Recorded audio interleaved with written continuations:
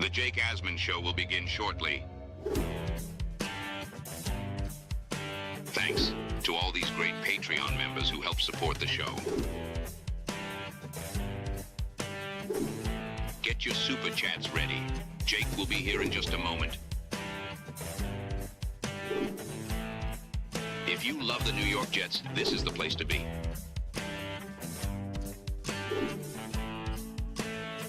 And now, the Jake Asman Show. Football Friday, the final injury report is out for the Jets ahead of their showdown against Buffalo on Sunday. We will give you the latest and much more. Nick Faria, Jets beat reporter, will join us.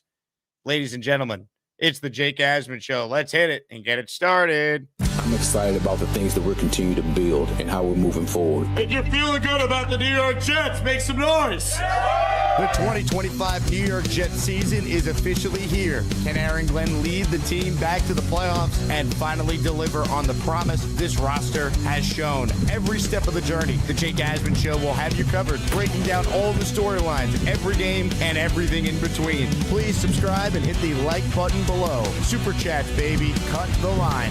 The Jake Asman Show starts right now. Here we go, here on a Friday, show number 2 on the day. If you missed the first one, Fireman Ed came on and gave us a lot of Jet passion in his weekly spot. And now let's check in with Jets Insider for JetsXFactor.com, Nick Faria. Nick, happy Friday. Game 2 of the Jets season is on Sunday, and we certainly got a lot to talk about. It's great to be back on, Jake. Thanks for having me on. So let's get right to the injury report. This is from the Jets, the final one of the week. They have already ruled out Kene Nwanu, Josh Reynolds, and Jay Tafili. Michael Carter, questionable. Mason Taylor, questionable. Now, worth noting, a name that's not on here is Sauce Gardner. That means he's good to go. He's not on the injury report with any designation. So there was some concern with Sauce, who popped up yesterday with a groin injury and was listed as a limited participant. But the New York Jets will have their all-pro corner on Sunday. But as far as these other names here, give us your thoughts. Yeah, and again, I think when you talk about some of these injuries on offense, particularly with Josh Reynolds, starter going into week 1, but the loss that he's going to have isn't really going to be felt in the receiving end. It's going to be felt in the run game. He's a very good run blocker. Tyler Johnson, a very good run blocker. So the question will be, whoever takes the place of Reynolds with those snaps needs to be able to run block, number one, but also needs to be able to be ready to catch passes in a limited capacity. I think this is a good opportunity for fourth-round rookie Arian Smith to step up, potentially get a couple more plays than he did in week 1. I was pretty surprised at the lack of plays, the lack of snaps that he was given during that time, but the offense was moving perfectly fine, so there was no reason to play him in that situation. So it'll be interesting to see what happens with Reynolds. Tufele is a little bit of an interesting question here. When I talked to Aaron Glenn, when we talked to him on Wednesday, Thursday, he did mention that it was a personal reason, so we're not really sure what's going on there. Want to make sure that everything's okay, give him his time and give him his peace in that regard. Nwanu, certainly a big miss, probably their best, obviously their best kick returner. Big question is who's going to replace him. The new guy, Williams, Arian Smith, 2 guys that I think will probably be the kick returner. Williams will probably get the snaps and the reps at punt returner now that Xavier Gibson is no longer here. But for Carter, for Taylor, I fully expect them to play. We'll see how it looks in warmups. But this, compared to what the Bills are dealing with, Ed Oliver not playing, a lot of their offensive guys banged up, I think I would take this if I'm a Jets fan over what Buffalo has to deal with right now. You look at this injury report, obviously with Reynolds being out, we'll see Lazard. Tafili not being there, that tells me that we probably see Leonard Taylor, and then it will be interesting to see what their plan is at kickoff returns. We know that it's not going to be Xavier Gibson. Could it be Isaiah Williams, who they signed off the Bengals practice squad? And when you sign someone from a practice squad, it elevates them to the 53. Is he the guy that you think gets the first crack at it? Could Arian Smith have a big role there? Give us your thoughts on the kick returner, punt returner situation going into this one. Yeah, I think it's going to be Williams and Smith at kick returner, and they'll put Williams as the punt returner. And you kind of mentioned it. And it's important to remember, there are going to be Jet fans that want Jamal Pritchett in that particular role to be called up. But he has to show that he can do that for an entire game and really now for an entire season. And what we saw from Pritchett, yes, we saw spurts of excellence throughout the preseason and training camp, but we also saw some very bad mistakes. He muffed a couple punts, not just during the preseason, but during practices as well. The reason why the Jets kept Xavier Gipson was because he was the most sure-handed punt returner they had. That's obviously not saying much, but that was the direction they went in. They would rather someone who could catch punts consistently and not fumble them, and Pritchett was unable to do that. Williams is another guy who has caught punts before, has returned kicks before, and for that reason, it leads me to believe that he's going to be the guy on Sunday. Otherwise, there's really no reason to push him on the practice squad in Cincinnati only to have him as a healthy scratch. It doesn't really add up if they're just going to keep him inactive going into week 2. By the way, worth noting that Taylor and Carter both did go through practice fully today. So that tells me that they're both practiced on Thursday as well. So they've been practicing now for the last couple of days. They're questionable, but I think it's more of a probable questionable, if you will. Correct. I think they're both going to play. I think the guys who have been ruled out, I think we're not that surprised that they've been ruled out, especially with Kene, because it felt like this was going to be a multi-week injury. Now, as far as what's transpired this week, Nick, it's obviously the first time we've had you on the show since the game against the Steelers. Give us your thoughts on the decision to get rid of Xavier Gipson, how quickly it was, your thoughts on how Aaron Glenn handled that. I'm shocked. And quite frankly, I'm very shocked. You look at some players and some teams along the league, I think I can count on one hand the list of organizations that would cut a player after making a mistake in week 1. Now, I want to be very specific. I am not criticizing the Jets for making that call. All I'm saying is that it is very uncommon to see that across the NFL. Some coaches, some teams want to give you another chance, give you a chance to bounce back. The Jets have simply said to Xavier Gipson, no, we're not giving you another chance. You didn't exactly win the punt returner job outright. You were just safe in that particular role. And then you look and you move forward into week 1 and you don't take advantage of the added reps when Nguanu went down. So to me, it was – no one's really going to argue with the decision, but the fact they even made it tells you that this is a much different Jets team running a much different brand of football than we have seen in many, many years. They're no longer waiting for players to get a little bit better and bounce back. It is essentially put up or shut up. Figure it out or get off this team. Let's talk about the Bills angle from the injury discussion, and then we'll get back into the actual game. Big one for Buffalo. Ed Oliver has been ruled out for this one already, and there is a significant drop-off in the Buffalo Bills run defense when Oliver is either out there or not out there. First things first, though, your reaction to this news and what it means for the Jets' chances. Oh, this is absolutely huge. Oliver was fantastic week 1 against the Baltimore Ravens, but we also have to acknowledge that Buffalo defense going up against an offensive scheme that is going to be very, very similar to what the Jets want to run got torched on the ground. Over 200 yards rushing given up. That's not going to get any easier against this Jets offensive line, which I think objectively is just pound for pound better than Baltimore's. That's not to say that Baltimore has the better offense. I'm just saying the offensive line is not as good as the Jets. And it's because they have a lot of questions at guard. Linderbaum is really good, but they've got those questions back and forth along the interior. And they still ran for over 200 yards. This Jets offensive line should have a very, very strong day with Buffalo not having their best defensive player. And I think it's pretty fair to call Ed Oliver that. I know Christian Benford's really good. Greg Rousseau's very good. But both of those guys, in my opinion, pale in comparison to the impact Oliver has had on the field. This should be a day where the Jets, it was a surprise when they put up 30 points. It shouldn't be a surprise this week if they do the same thing. Wow. You're that confident in the Jets offense, huh? I'm more confident in their run game. I think the passing game naturally will take a step back eventually. And again, until Justin Fields shows me he can be a competent passer, I will have those doubts. But from a running game perspective, I mean, this group completely dominated a Steelers defensive line that's been one of the best in the NFL for years now. What is a Buffalo Bills front seven going to do when they don't have their best player? I mean, objectively, this should be a game where they actually get close to 200 yards rushing. You saw the stats that I put up here. This is from Michael Nania over at JetX. When Ed Oliver's on the field, the Bills defense's rushing success rate in week 1 was 38.9%, which would have been 14th in the league in 2024, projected out. Ed Oliver off the field 72.7%, 22% worse than last year's 32nd ranked Panthers. So short sample size, but he's a really good player. And obviously big opportunity for Breece Hall, Braylon Allen, Justin Fields to make some plays with their legs. That to me is the key. Obviously that's how the Jets want to operate as an offense, but you want to make sure you limit the amount of time Josh Allen's out there on the field. You want to dominate the time of possession. It's kind of like, so the big adage whenever you played the Colts when Peyton Manning was quarterback was limit their possessions, limit the time they had to be able to throw the ball down the field and get into a rhythm. And the only way to do that is to effectively run the football. You remember 2005 when Pittsburgh went into Indianapolis and upset them in the divisional round, one of the bigger upsets in NFL history. Big reason why is because they kept Peyton off the field. They got pressure on him early. They got him rattled, and the offense just essentially played keep away for a good 40%, 40 minutes of that contest.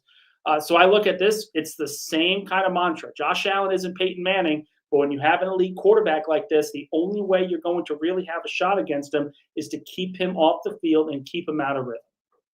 Hit the like button if you're just tuning in. Make sure you subscribe to the channel. Nick, how about a giveaway on a football Friday? Let's do something nice for the Jet fans out there. A jersey of your choosing at the end of the show. Justin Fields, Breece Hall, Garrett Wilson, Sauce Gardner, Jermaine Johnson, Quincy Williams are your 7 Jets jersey options. You pick the color you want it in, but you have to get the channel membership for the community for your chance to win. Marvelous has done it. He is in for one. The #1 Austrian Jet fan has gifted a membership. He is in for one.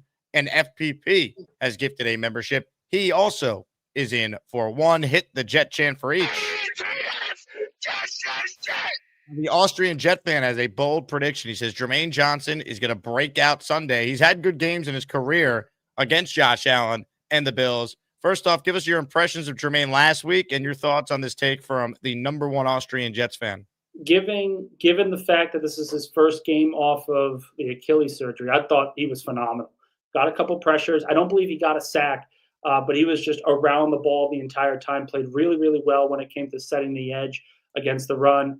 He looked like a complete edge rusher and certainly looked like he was back in the pre-injury days where it seemed like he was just about to break out. So, I still want to be cautious. You never want to put all the expectations on a player coming off an injury. But the way that he looked on Sunday, man, he looked really, really good. He may be further along than I even anticipated.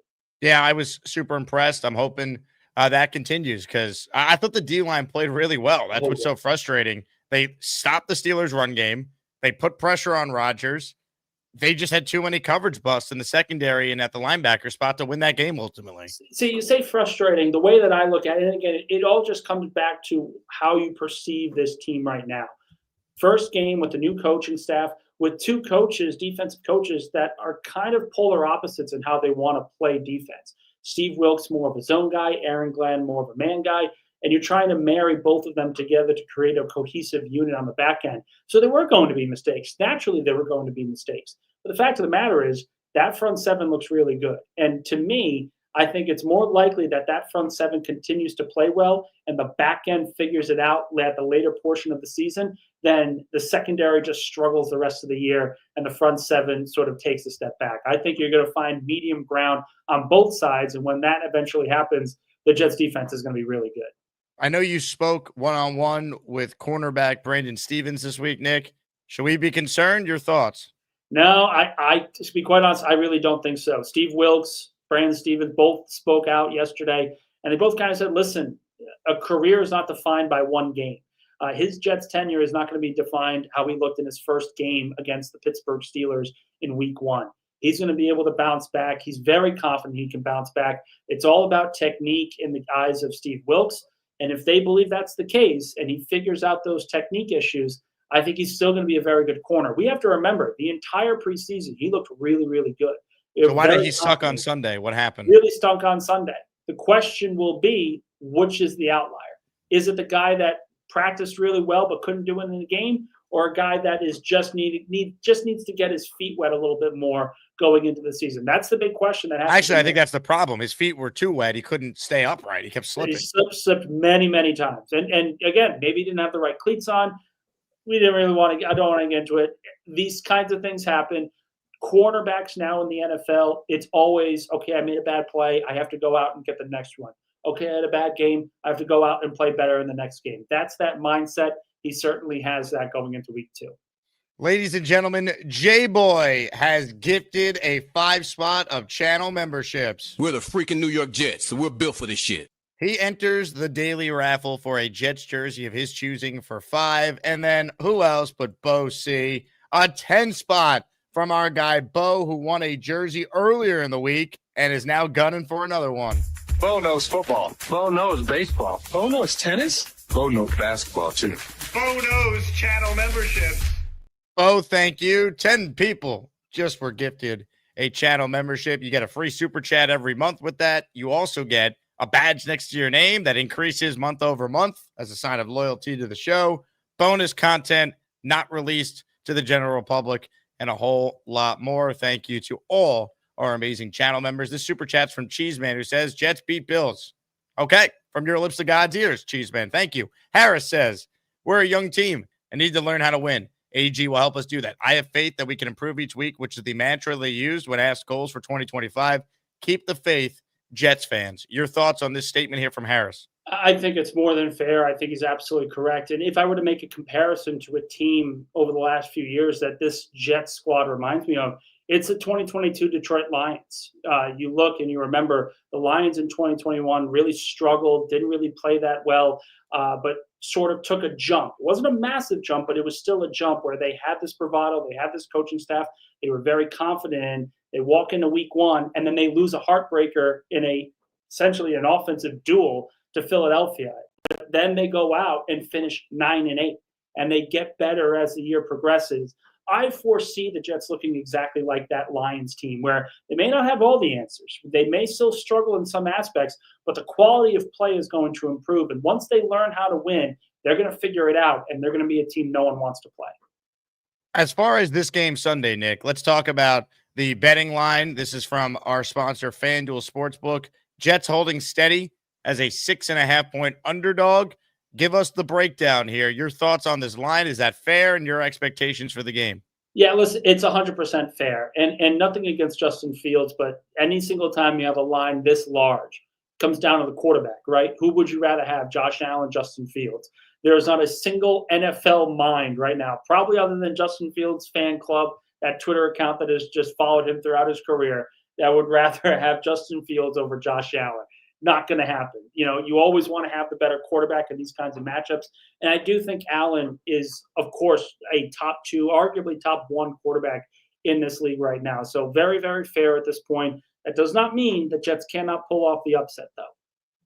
Hit the like button if you're just tuning in. Comments, questions, super chats, they will cut the line. Ladies and gentlemen, we are going to get to your calls as well. And we're also going to do something that we're going to make a standard on this show with Nick. We're going to go through some Jets and whoever they're playing that week, over-unders, courtesy of FanDuel, and we'll kind of handicap the game from that perspective and get a feel for what Nick's thinking before we ask him for a score prediction. So here we go. A little Jets, Bills, over-unders. We'll start with some player rushing yards here. We'll go through some of the key ones. Breece Hall, we mentioned him earlier with the Ed Oliver injury. Breece Hall, his over-under for rushing yards is set at 59.5. Would you go over or under on Breece? That's an easy over for me, in my opinion, really. It's just one of those things where this team is going to run the football, and they're going to run the football pretty effectively. It's going to be fun to watch. James Cook, over, under, 57.5. I'm actually going to take the under in this one because you look at what Buffalo was able to do last week, but also what the Jets defensive line kind of stymied this that Steelers rushing attack. I think that happens again. I really like what I saw from this Jets front 4 against a very good Steelers offensive line. I like it a lot. Okay, Justin Fields, you see his number on there, Nick. Your thoughts on 43.5 for his rushing total? Going to be a little bit of a surprise. I'm actually going to take the under in this one, only because I don't think they are really going to need him to run the football as much. You look at what he did last week against Pittsburgh in the pocket as a pocket passer. Looked really, really good. There weren't as many designed runs as I thought they would be.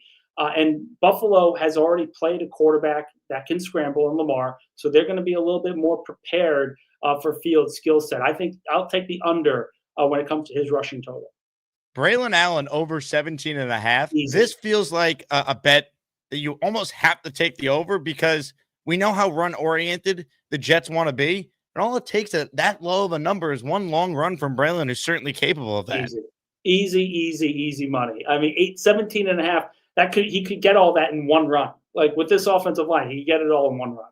100%. All right, let's do some passing ones, then we'll do receiving. This one here is player passing yards between the two starting quarterbacks. Justin Fields, we'll start with him. His over-under at FanDuel is set at 187.5. You going over or under on Fields passing yards?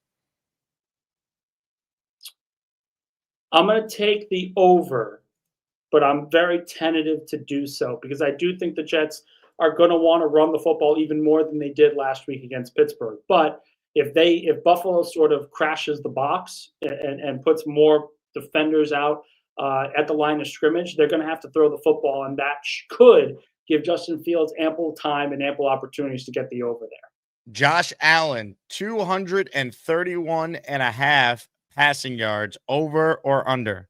I will take the under. But we mentioned it before, and we talked about it a little bit. I will take his over in rushing because I do think they are going to utilize Josh as a runner more in this game, and they're essentially going to force either Quincy Williams or Jamien Sherwood to be a spy, and I don't even know if that's going to be good enough for the Jets to be able to stop him. He's just playing at an unreal level right now. Some receiving props for you now. Garrett Wilson, let's start with him. Over, under. Oh, that's quick. 59.5. You're going over. Well, he accounted for a third of the targets in last game. And really, there could have been more opportunities for him to catch a lot more passes. I think 59.5, that's an easy over for me because he is really the main guy in this passing offense. Khalil Shakir, over under 48.5. I will take Shakir on the over, but I won't do the same for Keon Coleman because I think Coleman's going to go up against Gardner, and I think Shakir is going to go up against Michael Carter, who did not play very well last week and is already dealing with an injury. So I think that's the matchup that Josh Allen's going to want to exploit. You already said Keon Coleman. You gave your take there. So last week, Nick, my best bet of the week was Breece Hall over 19.5 receiving yards. That hit in the first quarter, made me some money, so that was feeling good. I feel like I got to play it again this week, right? Over 18.5. It's so, again, this is another one. He could make one catch, go upfield and get 20 yards, and you're done in the first quarter. We saw it in week one. He looks so good at this point. And every single time, his rushing yards, his receiving yards, you got to hit the over on both. James Cook, 13.5, even lower than Breece. Over under. Yeah, I would say the over as well. I think that's a really easy number, and quite frankly, Buffalo uses Cook in a very similar way. Dalton Kincaid, this one's tricky. 31.5, over under. I'll take the over. You saw Freiermuth have a very successful day. Jonnu Smith have a successful day against this Jets team. They were schemed open at times, so I think there's a chance that Kincaid is schemed open just as much, but I think he's a matchup that the Jets are going to have to figure out on Sunday. Give us a prediction now. Line set at 6.5. Final score, Jets-Bills. Oh, I think the Jets will at least cover. I don't know if they're going to win. I'm still kind of on the fence with that. I have to think about it, but I do think they cover. And quite frankly, the way that they have played Buffalo at MetLife Stadium in the last 2-3 years only proves that to be true. A couple of years ago, Josh Allen has a miserable game. Zach Wilson wins it. 2 years ago, it was Xavier Gibson winning in overtime. I think the Jets will cover, and I'm pretty confident that they will do that. I'm going to ask my resident Asmaniac statistician and researcher, Boomtown, to keep track of how you do with your over-under picks throughout the season. And if you're on a hot streak, we'll try and win our listeners here some cash throughout the year. So there you go. Week one of Nick doing that, week two of the Jet season. We'll do that every Friday when Nick joins us in his weekly spot. Time's limited with Nick, so let me get to some super chats here, and then we'll try and squeeze in your calls. If anyone calls in on the Gusbuster hotline, the link is pinned in the comment section. Call it out. Shout out to you. You get to the membership, so you're in our jersey raffle at the end of the show. For one, you have a chance to win a Quincy, Quinnen, Jermaine, Sauce, Garrett, Breece, or Fields jersey coming up in just a bit. Ryan checks in. He's in the raffle for two. He says, what up, Jake? Raffle time. Let Nick know our Jets would handle the Eagles. Jets, Jets, Jets. Ryan, I'll read your super chat, but I'm not going to lie to you. I do not think the Jets would, quote, handle the Eagles. Nick, your thoughts? We have to remember how, as much as an incredible win as that 2023 game was for the Jets and how miserable it was for myself, we do have to acknowledge that the Eagles turned the ball over 5 times, and they almost won that game anyway. So if these things happen, of course, the defense was really good that day. The offense for Philadelphia was not. But, we'll find out in a couple of years. Craig Broker gifting a channel membership. Oh, yeah. Guy Bo C in the house. He checks in with a $10 super chat, earning 2 more raffle entries. I honestly think if Quinnen can generate 3 or more sacks in this game, that'd be the difference maker. Keeping in mind that 3 and outs are technically turnovers. We don't need picks. We need stops. Interesting theory there. Your thoughts on Bo's statement and just in general, how many sacks can you expect the Jet defense to get against a quarterback as mobile as Allen? I think even if you get like 2 or 3, I think it's great. To me, the idea is pressures. If you get Josh Allen throwing off his back foot, that's where he can get into mistakes. So it's not necessarily, you have to have X amount of sacks in order to beat him. You have to have X amount of pressures. If you get him on his butt, you get him running around for dear life, that changes the perspective of that game. So I don't know if it's easy to expect Quinnen to get 3 sacks. It's just one of those things where it's a little too out there. But I do think 2-3 sacks more than fair for the entire defensive line, and making sure that Allen is constantly pressured. That's a big key. Gator wants to know, what's the over-under on Lazard drop balls? Well, notice not a single receiver dropped anything last week. Now here comes Allen Lazard. I'm sure it'd be set if there was like actual odds on this, which there isn't. It'd be set at like 0.5, and I would take the over. I would probably take as sad as it is, I would probably take the over on that as well. It's just, and again, there's no guarantee that he's ready to play week 2. Even with Josh Reynolds out, there's no guarantee that Lazard's the one that gets called up. Ladies and gentlemen, reminder, if you ever missed the show, we podcast it fully on both Apple and Spotify. Our audience in the audio space is continuing to grow. So a big thank you to everyone who tunes in. A lot of people have said, hey, I started listening on either Apple or Spotify. Now I made the switch to watch on YouTube. So that's great as well. So thank you to everyone who consumes the show, whether you watch live or after the fact. We truly do appreciate it. Adam wants to know, what is Vegas underrating with the Jets since you're confident they'll cover? I'm confident they'll cover because if you look at the last 3 games at MetLife Stadium, that's all they've done. They've really, in some games, they've outplayed Buffalo. And other times they didn't really outplay them, but they still found a way to keep it close and even won the game. That's kind of the metric that I'm looking at. I think Vegas kind of looks at it and says, well, they have Josh Allen. The Jets don't have anyone that can really stop Josh Allen. And so the Buffalo Bills will run through this. But divisional games are always tricky. They're very difficult to predict. When it comes to this game at MetLife, Buffalo always seems to have a little bit of problems. But what about the fact there's a brand new coaching staff, right? Like, say whatever you want about Robert Saleh as a head coach. His defense did give Josh Allen some fits. Allen has turned the ball over against the Jets more than any other team he's faced in his career. It's a different coaching staff now, though. Your thoughts on that? It's a different coaching staff, but I also think that kind of helps where the Jets are because offensively, the Bills haven't really played an offense like the Jets are about to run in this game. And if they have a system where they are running the football effectively and keeping Josh Allen off the field, it's a different look than what the Bills have normally seen from the Jets, but it's something that can still beat them, can still keep it close. And if they control the line of scrimmage like they did against Pittsburgh, and I do think Pittsburgh's defensive line is better than Buffalo's, I think they have a great opportunity to pull off the upset. I don't know if they will, but I certainly think that they'll cover. Ladies and gentlemen, Bobby has gifted a membership. Not sure if this is Bobby Midnight or just a different person named Bobby. Either way, Bobby, whoever you be, you are in the raffle for 1. Good luck to Bobby. All right, let's do a couple calls with Nick. I'd imagine this one is not going to last very long, but we'll do it anyway. He's the guy that's on hold. 6 rings. You're first today. What are you doing? Look what I found in my closet from 20 years ago, I think. It's an old school CC Sabathia jersey. I'm sorry. Are you wearing a Patriots hat with a Yankees I got jersey? a Patriots hat. It's time to retire Kawhi Leonard's number. What is wrong with you? No, this is unacceptable. You can't be a Patriots fan and a Yankee fan. I just have a lot of jerseys. You are a very confused human being. How are you wearing Look at a the Patriot? Celtics jersey behind me. You can't wear Yankee gear if you root for Boston sports teams. That's like the cardinal sin. If any real And vice Boston versa, sports, by the way, too. like you look ridiculous.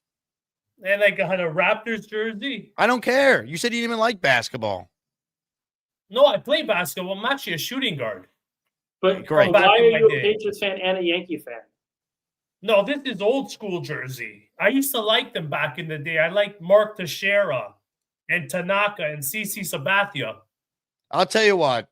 Your day You is can't done. make a hole, there's no Oh, boundary. you bet your ass I can, Six Rings. This show is for the people, by the people. Good riddance. You're a disgrace.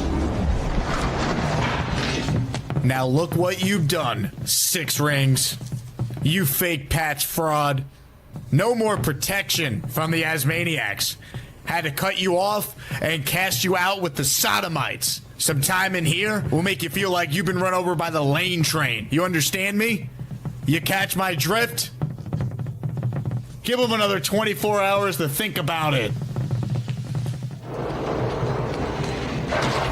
What a disgrace. Are you kidding me? He's wearing a Yankee I know. jersey.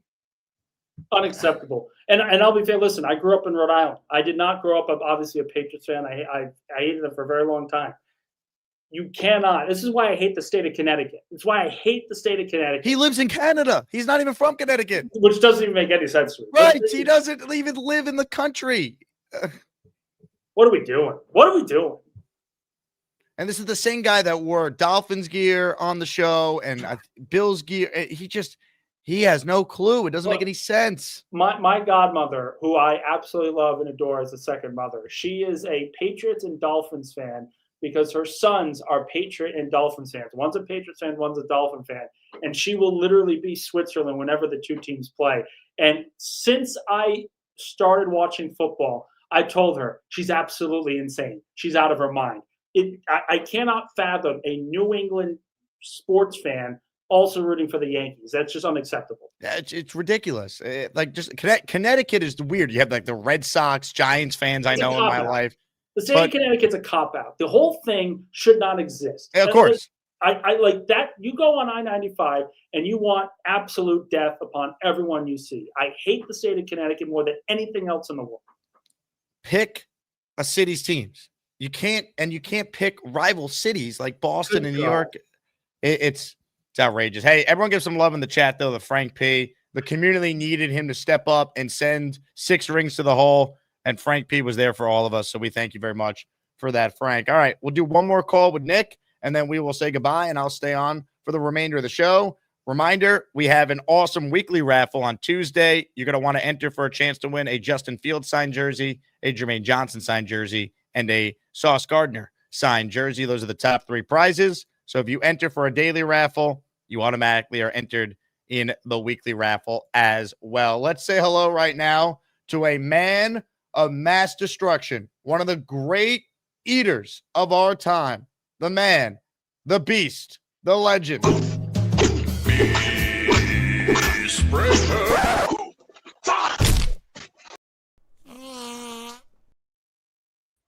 Bon appetit. Bon appetit. Hey, put a light on. We can't see what you're eating. Spaghetti and meatballs. Delicious. Very delicious. Isn't it a little early to be eating dinner? It's only Nah, 3:57. That's good. That's good enough for me. After having blood work done today, that felt great. That was the stupidest thing I ever see. 6 rings in Yankees uniform. I am not a meatball. I was waiting for that 4 days ago. I'm starting to think that you're a meatball. I am not a meatball. Hey. Hey. I already got him right here. Oh, yeah. Got him right here. I am not a meatball. Yeah. Embrace your meatballness, beast. Embrace it. Now that, my friends, that's a spice and meatball. Now, Nick, how are you doing there, Chief? How's everything for you? Everything good? Everything's good. Well, I'm going to say this right now. The Bills will not get anywhere near certain points because their asses are going to get run over by a tank. And prepare this score. 28-3. We're going to destroy them. And after we're done destroying them, call out the garbage department. You know the old saying, whoops. Yeah, once the Bills go in the trash, we're going to Tampa, and we're taking some big trucks with us. Big trucks. You know, the big garbage trucks, you know, the ones that have to carry all the garbage? We got plenty of those. We'll bring 100 big bags, put all the bucks in it. You know, dispose. Hey, Beast, let me ask you this. Let me ask you about your dinner, right? So you're having the spaghetti and the meatballs right now. Is that dinner one, or are you having a dinner two later? That's one. That's just dinner one. That's as far as I'm going. Only one dinner, or do you plan on a I'm not 25 anymore. second dinner coming up? Or what's the plan? Nope. Gonna take it What easy. what about a snack? Not quite a dinner, but some snacks. No. So you're telling me this is going to be the last thing that you put in your body at 4 that's p.m. it. Central Time. Number one, I'm not 25 anymore. Let's play that way. Once you I don't get know what to that a has certain to do age, with you eating. You gotta take it small now, small and stride. And we're gonna win Sunday. And when we kick Buffalo's ass. Hey, before we get back to kicking Buffalo's ass, we're all curious about your dining schedule here. So you're having dinner one. Are you done for the day now? That's right. Hey, that's right. So no more food will enter your body. Come Sunday, we're gonna eat Buffalo's ass alive. And when No. We don't want to eat ass. We don't. No, it's a family program. Calm your freaky down. I will calm my freaky down after we're done kicking Buffalo's ass. Yes, we want to kick their ass, not eat their ass. We're going to fish fry them, and we're going to put them in the batter. And then when we're done fish fry them. Calm your freaky down. Please, take it easy. We want to kick their ass. Yeah, we're going to kick their ass. So I got the spatulas. All I got to do is bring some of the best supplies down there. Oh, let's see. Some buttermilk, some flour, and maybe a little chicken fry. We're gonna flash fry those suckers. 1, 2, 3. And Tampa, I hope you hear me loud and clear. When we're done with Buffalo, you're next. And when we're done with you, Miami, we're gonna kick your ass all over Miami because why? We're gonna chew you up and spit you out. 1, 2, 3.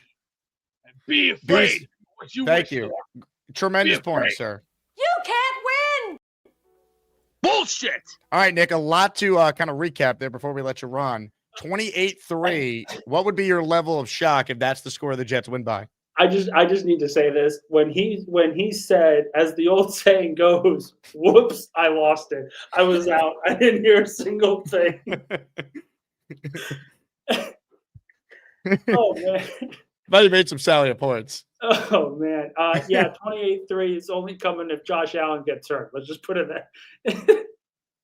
All right. Well, Nick, you certainly made some compelling points. He's made some compelling ones as well. I look forward to this every week and enjoy the MetLife Press Box Sunday. What they served for you guys last Sunday? Give us the Press Box meal report. Beautiful. It was beautiful. Barbecue. I'm really excited for this week. Very nice. All right. Well, hopefully it's a great spread and the Jets get a win because I could really use it. Definitely. Absolutely. Thanks, Jake. Ladies and gentlemen, Nick Faria in his weekly spot. Read his work at jetxfactor.com. Wow. That was something, huh? That was unreal. Open phone lines. Please, someone call in. All right. I'm 38 minutes in right now. All right. I don't want to end the show, but I will. Team Curry, he joins the raffle. 2 facts. Beast is a meatball and Canada is ass backwards with sports outside of hockey. No, 6 Rings is ass backwards. All right. Boomtown's a great Canadian sports fan, for example. Oscar the Grouch, he's a Canadian Jets fan as well. There's good people in Canada. And then there's 6 Rings, who's very confused about everything. So there's that. I just can't get over the fact he called him with a Yankee jersey. And also, he's like, this jersey's like 20 years old. And it's a CC Sabathia jersey. CC Sabathia joined the Yankees in 2009. All right? That jersey can't be 20 years old. It's only been 16 years since his first season with the Yankees. He just got elected to the Hall of Fame on the first ballot this year. Actually, random Jets CC Sabathia story. I've told this before, but we get new viewers all the time. Jets played the Chargers 2011. It was a 1:00 game. I went to the game. I was there with, I think I went with my uncle and my brother that day. I don't remember exactly. But as I'm waiting online to get into MetLife, right behind me is CC Sabathia. Literally, like right behind me. And it was right after the 2011 season ended, and he could opt out of his contract and become a free agent again. And there was like a big debate, like, are the Yankees going to, extend him if he chooses to opt out? And I remember I had this whole conversation with CC online. He could not have been nicer. It was so cool. We're talking about football and the Yankees or whatever. was like a 5-6 minute interaction just because like literally like I was the only one who recognized him too. I'm like, how does no one recognize this like 6'4" gigantic, superstar New York Yankee ace? But it was a great interaction with CC. And I remember at the end, I'm like, you better stay. He's like, I had no intention of leaving. So now he's in the Hall of Fame. But that was my CC Sabathia Jets story from 2011. One of my favorite Yankees ever. All right, let's see. We got a super chat here. Team Curry, I love Boomtown. Amen. Amen. Ladies and gentlemen, let's get to more of your calls. We asked for people to call in. I can't choose who calls in. I'm excited about this call because whether you love them or hate them, you watched. You can't win! Give me my Lambo keys. Get the hell out of my house. I can't win. You got this $1 million mansion in the Philly suburbs. Get the hell out of my house. Why can't you change your thinking? Everybody else does. I can beat somebody. Look at the car you're driving. Look at the house you're living in. Me, that's me. I did that. My blood, sweat, and tears. Me. Don't do this. Like, you don't get to be down for the victory ride if you're not down for the climb. Like, get the hell out. You married a fighter. I will protect you. Yes, you can. I got you, okay? You build up my spirits when I don't want to go to the gym, when I don't want to work. Why did you marry a fighter? I was paid to fight. You pay me, I will fight you. That's the deal. You don't think I can win? Get the hell out of my house. Like, what are you here for? You can't win! That's the best one yet. That is extraordinary. That would be the conversation I had with that. Extraordinary. Extraordinary. That's extraordinary. That's extraordinary. That's extraordinary. That's extraordinary. It's quite extraordinary. Quite extraordinary. You know, women shouldn't vote. Just do laundry and vacuum. Extraordinary. That was not that one. That's all right. That's fine. That's a 6 out of 10. That first one, that's a 9.5. That's really good, Gator. The first one's extraordinary. It's extraordinary. Yeah, that one. And the song's pretty catchy. I like it. It's got like a little Frank Sinatra vibe to it. I dig it. It's good.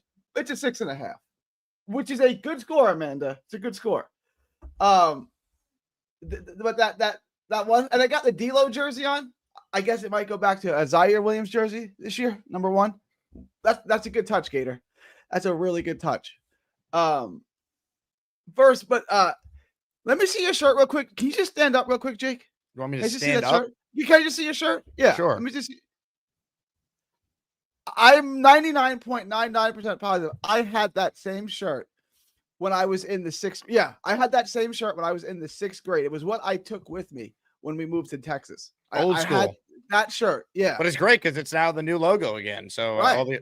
So I reported this on the show, and I'm not a reporter, but I did have a tip on this about a year out that the Jets were going to make this the permanent logo, and the legacy jerseys they called them were going to be permanent starting in 2024 last year. So I've been saying it. I'm like, you go on eBay, go wherever you get like old, athletic apparel for like your favorite teams, and stock up on the old stuff because it's going to be the new stuff pretty soon. So I bought a bunch of these.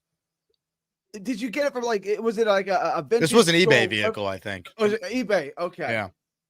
Shirt's extraordinary.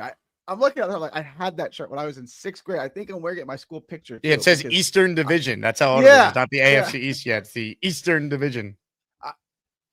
Phenomenal. I had a couple of things. First, I get what Faria's point was, but then he said, I grew up in Rhode Island, and he's a Phillies fan. Okay, he's a Mets now fan. You got what was that? He's a Mets fan. Faria, but he grew up in New England. He grew up in Rhode Island, yeah. He grew up in Rhode Island. Shout out, love Rhode Island. Fantastic Italian food. Shout out Rhode Island. Did he grow up in Providence? Do you know? I don't know. Okay, it's irrelevant. But isn't he an Eagles fan? He is. I don't know the full extent of like how he became a Philadelphia Eagles fan. I just assumed that he was from Philadelphia and he's from Rhode Island. That's extraordinary. And then he's coming after 6 rings. And I don't want to defend 6 rings, but I'm going to defend him to this degree. If you're from a place that doesn't have a professional team, the Yankees are kind of your default team. Like, I know old people who are older than the Texas Rangers. You know what baseball team they root for? In Texas. Dude, he's in Canada. He could root for the Blue Jays. They're the only team. Does he live in Toronto? He lives near Toronto. Oh, okay. I was like, I'm like, what if he lives in Vancouver? I mean, all right. he could be a Blue Jays fan. All right. Why is he not a Blue Jays fan? That's Because the only team they have the Raptors too. Because he doesn't make anything else. He doesn't make any sense. He's wearing Dolphins gear and he claims to be a Pats fan. All right. I wanted to defend him. You can't defend the undefendable. I do. I tried. I tried to defend you, Sixers. I like people who step out of their comfort zone and challenge others. It's not an easy thing to do. I tried to defend you. Why are you not a Blue Jays fan? Like I like the only place I've ever really been in Canada is Montreal. So I assume everything in Canada is Montreal. But then they say Canada's bigger than the US. Like, oh yeah, I guess not everything's Montreal. Like he lives in Toronto. Yeah, he should be a Jays fan. He should be. And he should probably be a Bills fan too, because that's right there. Like that's literally right there. Well, that's what I told him. I go, if you were going to root for a team that's like the Toronto is like the unofficial Bills team. Like they're all Bills fans there. It's like being from Rhode Island, you'd be a Patriots fan because it's literally right there. It's right there. It's right across the border. Look, I think Mike nailed it here. PBM. Louis a good guy, but he's a horrendous sports fan. It is what it is. He's a fraudulent sports fan, but he might be a good guy. And why are we retiring? I think Kawhi Leonard is great. I think he's one of the greatest small forwards ever, one of the most perfect players that God's ever made. Why are we retiring his number now? I didn't understand. I don't know. I think he was making a joke that wasn't funny. Who knows? Okay. Also, FPP says chicken does go with pasta. I mean, that's the take I expect from Nick Faria. That's a horrendous garbage take. I want you to know that I had chicken parm and pasta last night for dinner. I know, and you're allowed to do that. You might get funny looks. They might chase you out with a wooden spoon in Italy, but you're allowed to do it. Oh, it's delicious. I'm not going to be taking food advice from you. That's all. Nick did have an excellent point. Eliminating Connecticut is a strong idea. And there's no reason for it. Nothing good from Connecticut. They have nothing, so they try to claim to have the best pizza, and they don't even have the best pizza in the tri-state area. As a matter of fact, they're not even in the top 2 in the tri-state area. So Gary, take a shower. You smell like Bigfoot. That's from Beast. That is intriguing from Beast. That is intriguing. Hey, what's your take on him getting blood work done? I mean, he's got a lot of issues. I don't, blood work will tell a lot, but then it's, what does he do with it? He's eating Wendy's chicken nuggets and drinking Diet Dr. Pepper. I mean, you can diagnose the problem all you want. What are you going to do to fix it? To be fair, I believe it was KFC. It was KFC. Okay. I mean, it was KFC chicken and Dr. Pepper for breakfast. KFC, I think, is worse than McDonald's. KFC to me is like the bottom of the barrel fast food. Like I would rather like KFC chicken or no chicken. I'm probably going to go with no chicken. Like KFC to me is like, do you ever have Little Caesars, Jake? Do you have Little Caesars pizza? Have I had Little Caesars pizza? Yeah. Unfortunately, yeah. It's disgusting. Like they always say there's no such thing as bad pizza. I think you should try Little Caesars. That's disgusting. Like that's how I feel about KFC chicken. Like no chicken is better than KFC chicken. Like no pizza is better than Little. Disgusting. It's not great. I like Domino's better if I'm going to choose like fast food pizza. Obviously, I prefer the actual stuff. Yeah, I think Domino's, they have like the cheesy bread, which is fantastic. There's nothing edible on the Little Caesars menu. There's nothing like that. You say, oh, well, that's pretty good. No. I wasn't expecting this. Frank P says, don't trash my state, you bag of douche. Gary, you had a great run. We'll see you later. Now look what you've done, Gary. No more protection from the Asmaniacs. Had to pull you out of the chat and cast you down with the sodomites. Some time in here will feel like you've been run over by the lane train. You understand me? You catch my drift? Give him another 24 hours to think about it. Frank P has bountied 2 people today, 6 Rings and Gary in the same show. I'd have to ask Boomtown if we've had one listener bounty 2 separate people during one show. What a job by Frank P. Unreal. Connecticut, the people in Connecticut are just weird with their sports alliances, but I have no issue with the state. I'm a big fan of Foxwoods, Mohegan Sun. ESPN is based in Connecticut. They employ me on radio, so that's great, even though I do the stuff out of New York. What else do I like about Connecticut? Their pizza is excellent. I disagree with Gary. I don't know if it's the best ever. I don't want to do the pizza debate, but I think it's excellent. I think Connecticut has a lot to offer, Frank, so I'm with you. Now, Gator with a great point here. We keep running out of callers with them all in the hole. We do. But don't worry, a couple legends have called in, so the show will go on. Frank P., you are in the raffle now for 20 this show, so you got a great chance to win a jersey at the end here. And you got a great chance, I'd imagine, to win a prize in our weekly raffle featuring the Field signed jersey, Jermaine signed jersey, and Sauce signed jersey. So that's excellent. Man. Gary's been sent to the hole now 3 straight days, I've just remembered, too. This has been some week. Gary was about to go off, too, on Frank B. We'll never know. All right. What do we do now? Well, we continue our show, obviously. Ladies and gentlemen, more of your outstanding calls. Jersey Jet is on the line. Hello, Jersey Jet.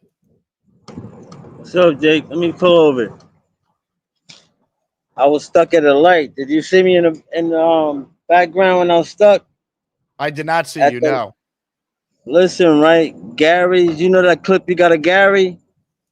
It played through 2 lights because I was trying to get my StreamYard set up. And people was cringing and looking at me crazy. I'm playing it through a Bluetooth speaker. They're looking at me like I'm crazy, Jake. Listening to Gary at a light. Well, Gary is crazy, but I did not see what you're referencing. No, I'm telling you what just happened to me. I don't know what clip played, though, so I'm not sure what you're referring to. The whole clip or one of the intros? The whole clip played while the light was red. It was people waiting across the street. And they listened to Gary's rhetoric, and they cringed. They looked at me like I was crazy, like it was something I was promoting because it came through on my Bluetooth speaker. I see. Yeah, it was real. It was a weird experience. I was afraid. The Adrian Rocky clip. Okay, I understand. Yeah, the whole thing.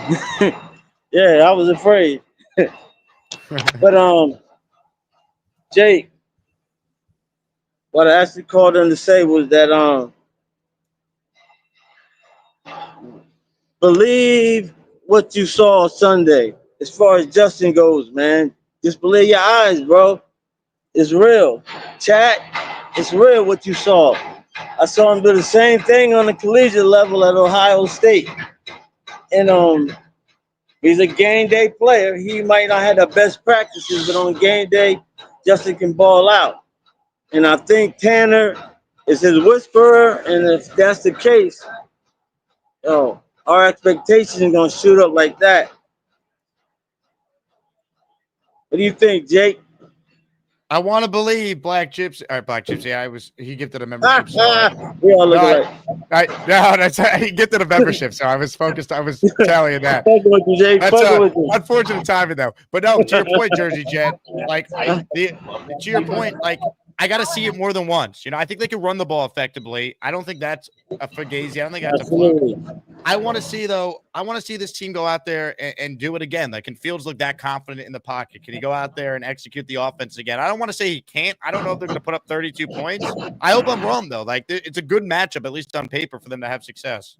Yeah. We got to beat the bully, man. My brother's a Buffalo fan. He's scared as hell. I'm worried about them 2 tight ends, though. That's what I'm worried about. How could a Bills fan be scared after all the winning? No way. You know what? He's negative towards the Bills, kind of like Allen is towards the Jets. But he's not an asshole like Allen. But he judges his team like Allen does the Jets. But he's just cool. But yeah, I think we're gonna pull up an upset, man. I know we need it. Definitely need it. But they do need it. I'm about to get up out of here. Yo, shout out to the chat. Shout out to Jake and Nick Faria too. JTS Jets. Let's go, baby. We're the freaking New York Jets, so we're built for this shit. I love it, man. Look, I want to believe in Fields. I do. There's no one that would be happier for the Jets to find a 26-year-old franchise quarterback than me. I just want to not get my hopes up off of one good game. We've seen this before, folks. Zach Wilson was going to turn the corner after the Chiefs game, too. Like, I got to see it for more than one game. That's what separates a quarterback from a franchise quarterback, when you're consistently getting big-time performances from that guy. I think a lot of what the Jets do, though, they could replicate on the ground, and let's see what the passing attack looks like. So much of it's coaching, too, and I'm very encouraged by Angstrom. And look, I'm picking the Jets to cover, so I don't think they're going to get blown out. I can't pick them to win right now. I'm gonna make my official pick on the radio Sunday, but I'll give it here on YouTube because this is our last show till the postgame show. I'm gonna take the Bills like 27-24. Like, I think it's a close game, and I hope like hell I'm wrong. Comics and stuff. He gifted a membership. He's in the raffle, as is Black Gypsy, as I said before. So there's a guy on hold who we love around here, but I think his camera froze. So I'm going to play the intro, and I would say it's very much a coin toss whether or not he's actually there. He looks frozen, but let it rip anyway. Get ready for Neil. He will make 13 points about the New York Jets and maybe hump a Patriots jersey. Get ready for Neil. He's probably smoking a big fat cigar and burning his house to the ground. That's Neil.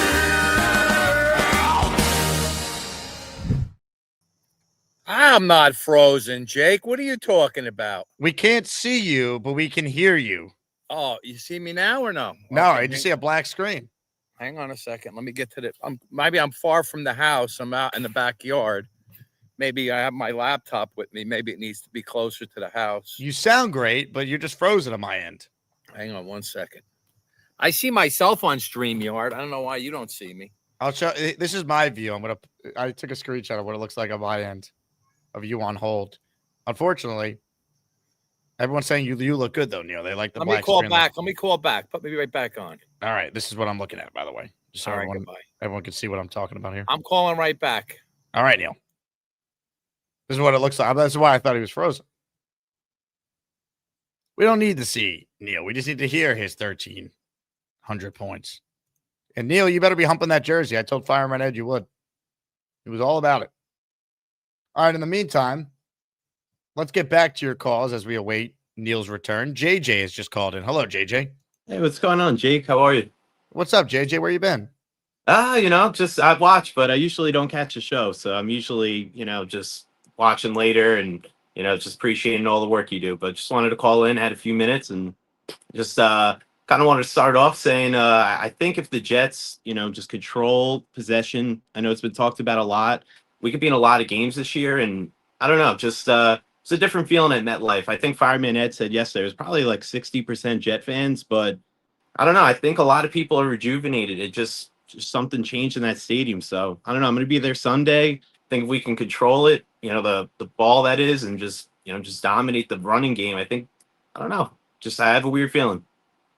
I love it. I'm hoping that you're right. I think they're going to be in the game. Once again, I don't think this is a matchup where it's like the Jets are going to get killed. That would be very disappointing. I just think it comes down to, can they replicate a lot of what we saw offensively, and can they force some turnovers? Like, the Bills are going to score points. It's unreasonable to expect the Jets defense to pitch a shutout, right? Yeah. But if there's an opportunity to come up with an interception or fall on a fumble, you have to do it. Those are the plays that change games. Yeah, when Stevens fell, on that play where he should have picked it off, that I feel like everyone just keeps repeating. It was like you just heard that gasp of air come out of MetLife, and it was just like, damn, really, we should have had that. And I don't know. Hopefully, some things like that will bounce our way. I mean, sooner or later, right? 100%. Yeah, great takes, JJ. So were you there week 1 too, or you're just going this week? No, I have season tickets, so I've had him since 2017, and I don't know. I keep doing it every year. Kind of terrible coming from Long Island, but they suck you in, How long is the drive back from the stadium then? How long did it take you on Sunday? So I usually take the train in, just because it's a little bit easier. So my section's in 123, which is right where you get off HCL Tech, where the trains are. So I kind of have a good setup. I usually would go to Tailgate Joe, do my thing there, and then I kind of just catch out of the train a little bit early because it's right where it is. So it's not too bad. I get home into Suffolk County 6:30, which is terrible. Yeah, it's better than some of the other Long Island travel stories I've heard. So that's not all things considered, horrendous. Hopefully, I'll see you then when we do our Panthers tailgate, because we'll be doing it with Tailgate Joe. So make sure you stop by. Yeah, I'll definitely see you all there. Look forward to meeting you. JJ checking in. Excellent call there. Hey, before we try and see if we could see Neil this time, can we shout out our guy John? A $100 super chat. Oh, baby. This is what it's all about, folks. Now, give me money. Or I shoot him. And I shoot all you motherfuckers. And then we take it. Your choice, bitches. John, thank you for your support. Before I address what he is commenting on, I'm going to gift 5 right now. John just inspired me. So if you get a membership from me, you're going to be entered in the raffle. And obviously, you also are going to be a channel member. So we only have 24 people that have gifted so far. I'm going to bring us to 29 this show with gifting 5 personally from my wallet to the community. Ladies and gentlemen, 5 memberships are about to be gifted. Make sure you are subscribed and you are subbed to the channel for your chance to get a membership in the future. 5 have been gifted. Ladies and gentlemen, hit it. Now, give me money. Or I shoot him. And I shoot all you motherfuckers. And then we take it. Your choice, bitches. John, in for 20. The following people have been entered, courtesy of yours truly, TJ Buttergarrett, Jat107, Jay, Benny from the Bronx, and Jonathan W. Also, Andrew C., the Dream is in the house. Dream, you got to call in, man. It's a Football Friday. He writes in and says, put me in the raffles, Jake. I'm big worried about this game. I'm not going to sit there and tell you that I am thrilled about this game. I think they can win, though. I don't think it's an impossible thing to do. They were a bigger underdog in 2022 at home, and they won. They should have won last year. They blew that game thanks to Greg Zuerlein and Tyron Smith and the Mike Williams bull. 2023, I was at that game, the Gibson overtime winner. I mean, look, Allen's been susceptible to turnovers for against this team for whatever reason. It's a new coaching staff, so we'll see. But, the Jets have a formula to at least be in the game. I think they're going to be well coached for a lot of this year. We'll see. Okay. I'm going to try Neil again. Let's see if this works. Neil, are you there? Neil. Neil is in the dark hole. Neil is not there. Neil. Neil going once. He gone. No Neil. Sorry. Today's show, there's been a theme. The theme has been people that have been sent to the hole. Ladies and gentlemen, I can't believe what's about to happen. You all have been warned. Warning, warning, Allen alert. Shit's about to get ugly, folks. Warning, Allen alert. Hide the children. Being called an asshole by an absolute zero inspired me on this call. And Jake, even though we don't agree on most things, the idea that a Bill fan is afraid of the Jets might be the most comical thing I've ever heard in my life. Okay. Even you agree with that. Okay. Very proud of our coach. Last week, accountability actually matters with this coaching staff, unlike the other moron who spoke bullshit and nothing came out. I do love Josh Allen. I do. He's a good man. I also loved Dan Marino, even though I hated the Dolphins, but I do love Josh Allen. 35-20 Bills. Okay. How happy are you that you're able to now call into the show and pick against the team that you claim to be? I think they're going to lose, but I was inspired by the effort last week. I'm inspired by the fact that they actually have competence in the coaching staff. It's been a while. It has been a while. I remember one time you told me a couple of years ago that Robert Saleh was a better coach than Todd Bowles. At the time, I thought he was. It might have been one of the dumbest things I've ever heard in my life, but you did say really. I don't think Todd Bowles is that great of a coach. He was horrendous. I don't with think the Jets. Todd Bowles is a good coach. Just Robert Saleh is an incompetent coach. All right. That's the difference. That's fine. All I know is at the time we were having this argument, I was saying he won 7 games with a quarterback room of Zach Wilson, Tim Boyle, and Trevor Siemian. 2 things about Sunday. First of all, one thing about Glenn. I'm definitely concerned by the fact that he was a fantastic corner for the Jets. And real quick, right? You always bring that take up, and it's amazing to me the amount of things that you have said that have been wildly incorrect. If you give What opinions, have I said that's been wildly incorrect? You're not going to bet 1,000. First off, all right. I'm not going to bet. What have I said that's been wildly incorrect? I mean, I will rely on Boomtown to get me a full Mike list. Vrabel was going to be the next coach. No, let's start with the win over New England is going to be so catastrophic because now they're not going to be able to get Joe Alt or Olu Fashanu. Remember that? How's Olu looking? Olu's good. He's not Joe Alt. Who cares? Your whole point was there's only 2 good tackles and they weren't going to be able to get any of them. It doesn't matter. Your point was they were not going to be able to get either of them.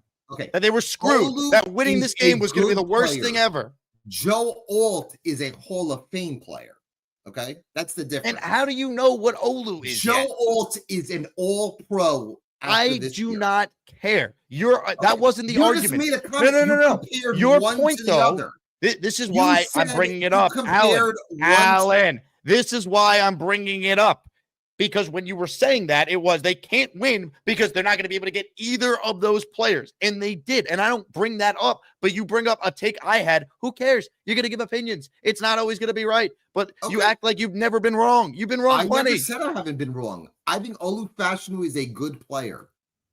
That's not the argument. Alt might be better. Great. Your point was it'd be devastating if they won that game. Joe Alt is a Hall of Fame player.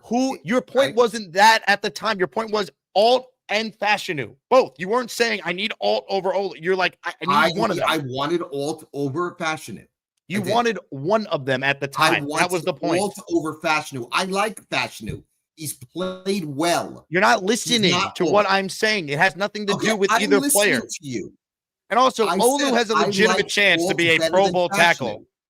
What? Olu has a legitimate chance to be a Pro Bowl level left tackle for years. Olu will never be a Pro Bowl left tackle if Joe Alt stays at left tackle. That's just not true. First off, they take more than one tackle to the Pro Bowl. He will not. He will be a distant 1B to Joe Alt. I like Olu. He's a good player. It's not relevant. It's not relevant. He's a good player. I don't care. Alt could be better. That doesn't matter. The point that I'm trying to make is your argument was winning that game is going to screw the Jets. It did not. It did not. I'm of the belief that I don't believe in winning meaningless games in December.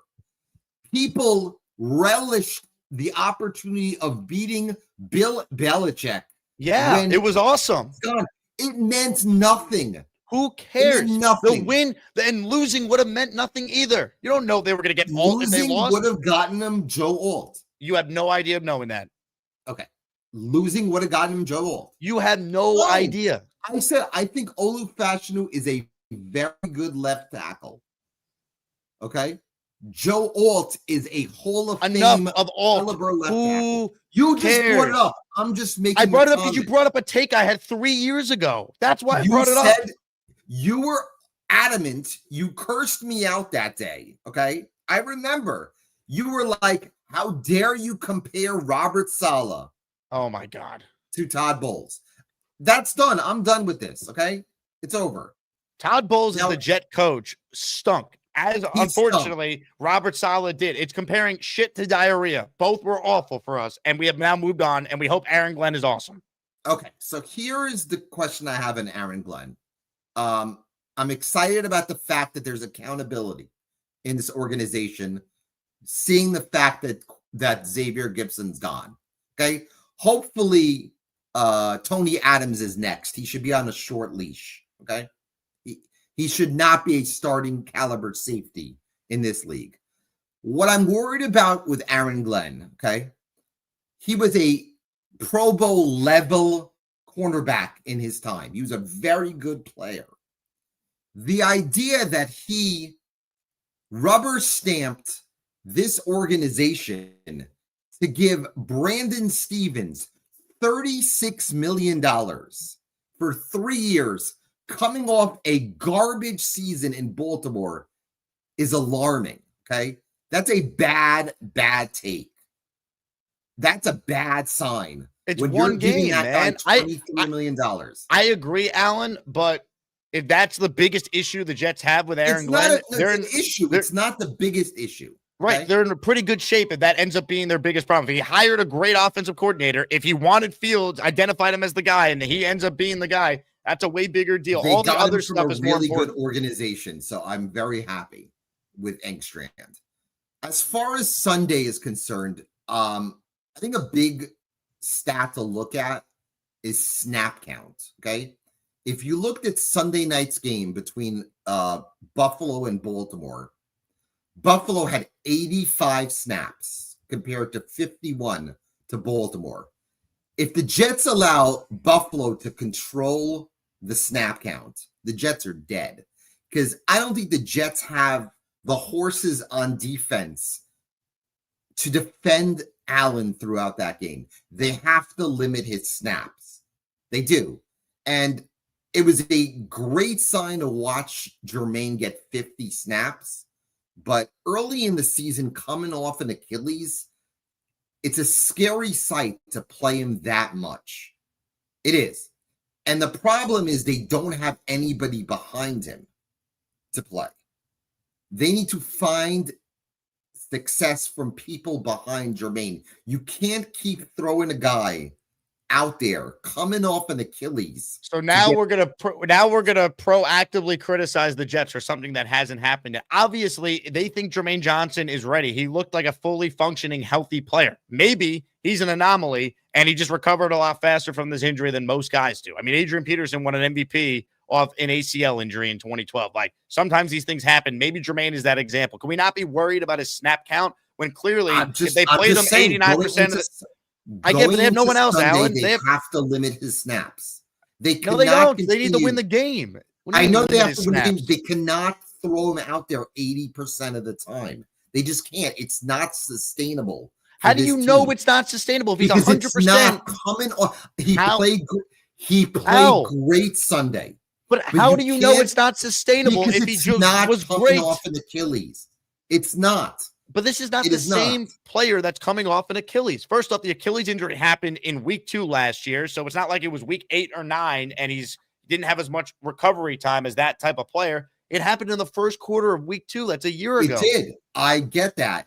You have to ease him back in. I understand. I agreed if he showed signs of not being ready. The fact that he looked that good and he clearly can play, I'm not worried about it.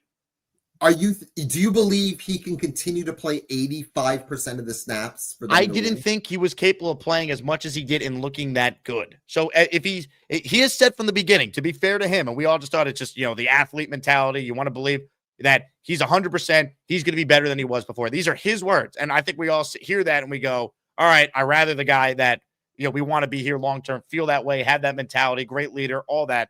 But he actually backed it up. So I'm playing him as much as they need to play him. He's a great player when he's out there. We saw that. He's a great player. Another thing, please do not play Tyler Barron. Can they sit him? He's not an NFL player as well. Well, they don't have anyone. They have no depth. That's why I wanted Clowney. That's why I wanted Darius Smith. I give Glenn credit. He started the game, and you did not see him pretty much the rest of the game. He had 7 snaps. You cannot continue to play him. The D-line was not a problem on Sunday. That's not why they lost. Especially with Tufele out. They're dead. They're in a lot of trouble.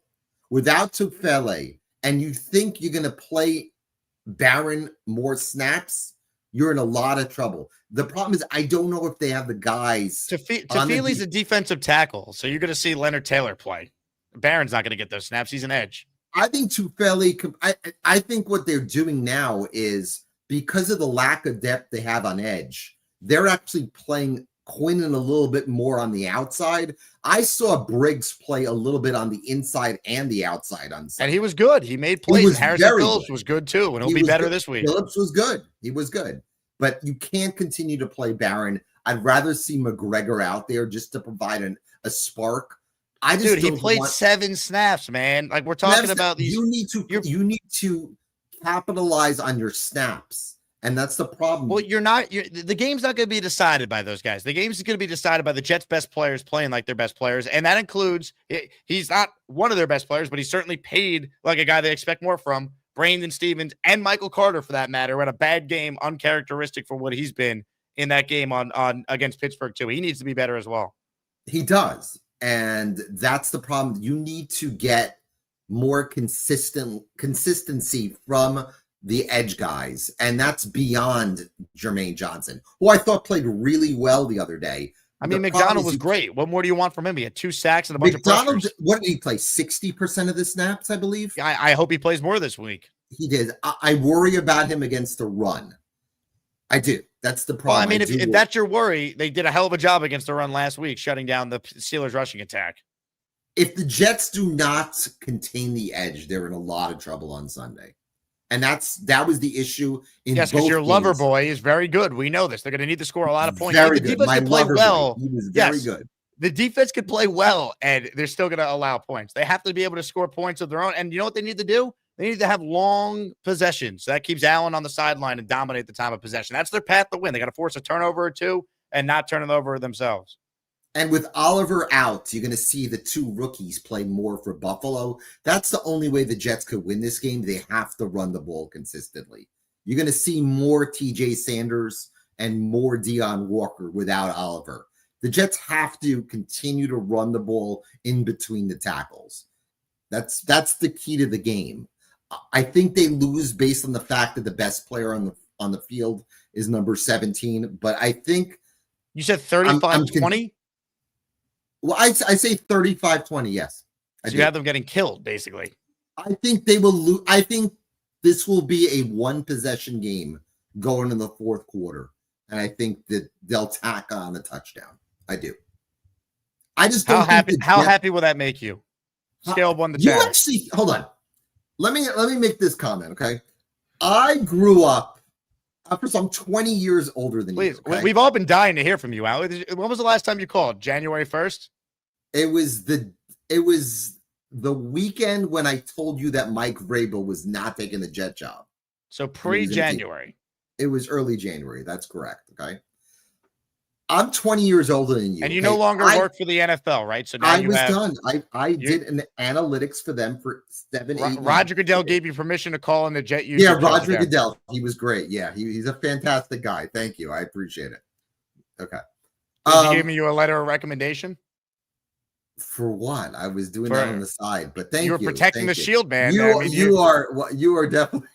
Okay. The league didn't want your mug on any YouTube shows while you were I wouldn't want my mug on YouTube either. I appreciate that. Thank you. Now Beast wants to fight you. What are your thoughts? You're a big fan of his, aren't you? I have never spoken to that moron. I don't know if it really pays to have him on the screen with me. Him and Cho, the combined IQ of 5. What's wrong with Big Cho? Wait a second. Calm down. I was giving Cho credit. I think he had the IQ of 4. So that's how dare 4 you? Out of the 5. That's pretty good. How dare you go after Big Cho? Okay. And Beast for that matter. Oh, Beast is an idiot, but that's fine. No, he's not. Guy makes great points and he loves his great. team. He's a great cash cow for you. As Bobby Midnight said it the other night. What are your thoughts on Bobby being very jealous of Beast? My thoughts? Yeah. What are my thoughts? I mean, I definitely think that Bobby wants to be center of the attention. I totally understand that. I think there are new favorites on this show. I could tell. You've made Beast. I actually thought that Beast was going to be an off-season character. I didn't realize that it was going to continue on to the season. Okay, maybe if this team starts at 1-6, he might be on every day. But when he calls in, and he has a right to make his points. What points has he made that have been good? Did you not hear him predict the Jets to win? Alan, come on, you're a smart guy. I think you didn't hear Beast today say that he likes the Jets to win 28-3 on Sunday. Yeah, great. Come on, I don't need it. And finally, you make the comment about me loving Josh Allen. Oh my God. You could kiss you my make the, big ass You made the comment. Those are the points we're talking about, Alan. Okay. You made the comment that I love. Oh, shit. You made the comment that I love Josh Allen. I grew up loving Dan Marino. And you claim to be a Jet fan. What is wrong with you? I love watching great quarterback play. Great, I don't man. root for the Bills to beat the Jets. I love watching great quarterback play. The problem is this organization hasn't had many of those. You like every team's best player that's in the division. That's insane. I watched Drake May play in high school. Okay. I don't care. And by the way, how's Drake May looking so far? You already anointed him as the greatest quarterback to ever live. I never said he was the greatest quarterback. He blessed the football gods, man. He's been blessed by him. I said Josh Allen is a great quarterback. I think Drake May has a chance to be a very good quarterback. Yeah, but no, you've been hyping Drake May up, and the Patriots have their guy. He's going to be unbelievable. I would. Do I still think the Jets will draft a quarterback in April? I do. In the first round, yes, I do. And I think you too as well. I think the Jets. I want to see more from Fields, but you're acting like there's no scenario where Fields could be good. I'm willing to at least give it a chance. 5% chance. I think it's higher than 5. 7. Okay. He just played unbelievable in week 1. Did you ever expect to see that at all this year? Okay. If they finish 5-12 or 6, I think they'll be 6-11. If they finish 6-11, then they're probably drafting a quarterback. They will draft a quarterback. Okay. But if he plays how he just did, they're going to win more than 6 games. I don't know if they're going to win more than 6 games. I think they are starting the season. If Justin Fields plays as well as he just played and they put up 32 total points, I can guarantee you the Jets will win more than 6 games. And I only had them winning either 6 or 7 games, and I finished with 6 because of the AVT injury going into the year. Honestly, do you think they're winning the next 2 weeks? I think they could go 1-1 over the next 2. They better. I'm going to be in Tampa, so they better win that one. So you think they're going to Tampa 0-2? They're going to win that game. The Bucks could be 0-2 as well. The Bucks won last week, by the way. Why did I think they were 0-2? Falcons last week. Who was I thinking of? I don't know. But anyway, they're playing Houston Monday night, so they could be. The worst they could be is 1-1 then. 1-1. So if they start 0-3, are they destined for 6-11? I don't know if they're destined for 6-11 at that point because their schedule lightens up after the bye. The only thing I agree with you is I don't think the Jets are the worst team in the division. I do agree with you on that. And if they're really coached the way you claim to think they are, how are they only winning 6 games? I have much more confidence in the offensive coordinator than I do with the defensive coordinator. I don't think they have the horses in the defensive backfield minus Sauce to compete. I don't. Remember, you didn't want to pay Sauce, so how's that going? No, I wanted to wait to pay Sauce. I never said I didn't want to pay Sauce. It's a good thing they didn't wait to do that. Okay, I wanted to wait 1 season. I did. I'm not mad they paid him. This was just sent to me, by the way. Can you show us the Josh Allen photo you have in your home there? No, it's in the other room. I appreciate it. Next to the Joe Alt photo. I appreciate it. Yeah. And the Lad McConkey's down the block, down the hall. Okay. What was it like to not call into the show for as long as you went, Alan? You definitely missed it. I learned a lot about some of the callers that called in. I really like some of the callers. I think Kyle Clifton is a star. Even BBM is a really good caller. Some of the other PBM. PBM. Purple Belt Mike. Okay. I liked his wife. His wife is very talented. Okay. I get to watch the Jet game with the great Gary on Sunday. I'm looking forward to it. But again, this is a 6-11 team. That's it. And that brings joy to you. It doesn't bring joy to me. I just don't that's think the difference. I'm rooting to be wrong. You root to be right. You rather be right with your take that the Jets are going to be bad than actually be excited as a fan that you're wrong because they pleasantly surprised you. I am excited the fact that they actually have a competent head coach. Hennessy says, gotta watch that stud Shakir Sunday, right, Alan? The Jets have no one to defend him. No one. They will have he's the guy I think that's going to beat him. I know I'm very boring, Beast. I appreciate it. Okay. I think you two need to clear the air. That's what I think needs to happen. Clear the air. I've never spoken to the guy. I think that's part of the problem. There's no problem. Oh, I don't know why Gary got thrown on the air. You should be in the hole, Gary. What are you doing here? Hold on. There we go. Let's go back to Alan. There we go. Now, let me bring Gary out. He actually could help me with this. Hold on. Gary, Alan, he roots against the Jets. Admit it. You've watched the game with him. Here's what I said. Here's what I said in the chat. Here's what I'll say. He'll be upset that they lose, but then he'll be reinvigorated when he sees all of us brokenhearted and sad. That will bring a little. That's true. Thank you. That's all I needed to hear. Hold on. I do not root for them to lose. You root against the fans to be happy. We're all Jet fans. What's wrong with you? I am very skeptical after a game. I mean, I'm more excited about this coaching staff than I am the previous one because they weren't coached the last. So why would you be happy that the fan base that loves the team is miserable? I laugh. That's my job. That's always. That's not your job. Your job was to do something NFL related that you couldn't call into a YouTube show for 7 months. I did do that. That's correct. And all the analytics, baby. It is. But again, I root for the Jets to win. I love Josh Allen. I love Dan Marino. I rooted for the Jets to win at all costs. Let me bring in my enforcer. I've heard enough. Abracadabra. Okay, dickwad. I've heard enough. I've heard enough of your shit for the last I've never spoken to you. I don't bore me no worse than Ed You are Sullivan. a moron. Shut That's the all fuck you are. up, You're a moron. You're a fat, Listen, stupid piss breath. I'm gonna take my idiot. fist That's or this all you baseball are. bat and ram You're it right down your fat, goddamn you're visible stupid, you're lazy, you're dumb. All those qualities are you. That's all you are.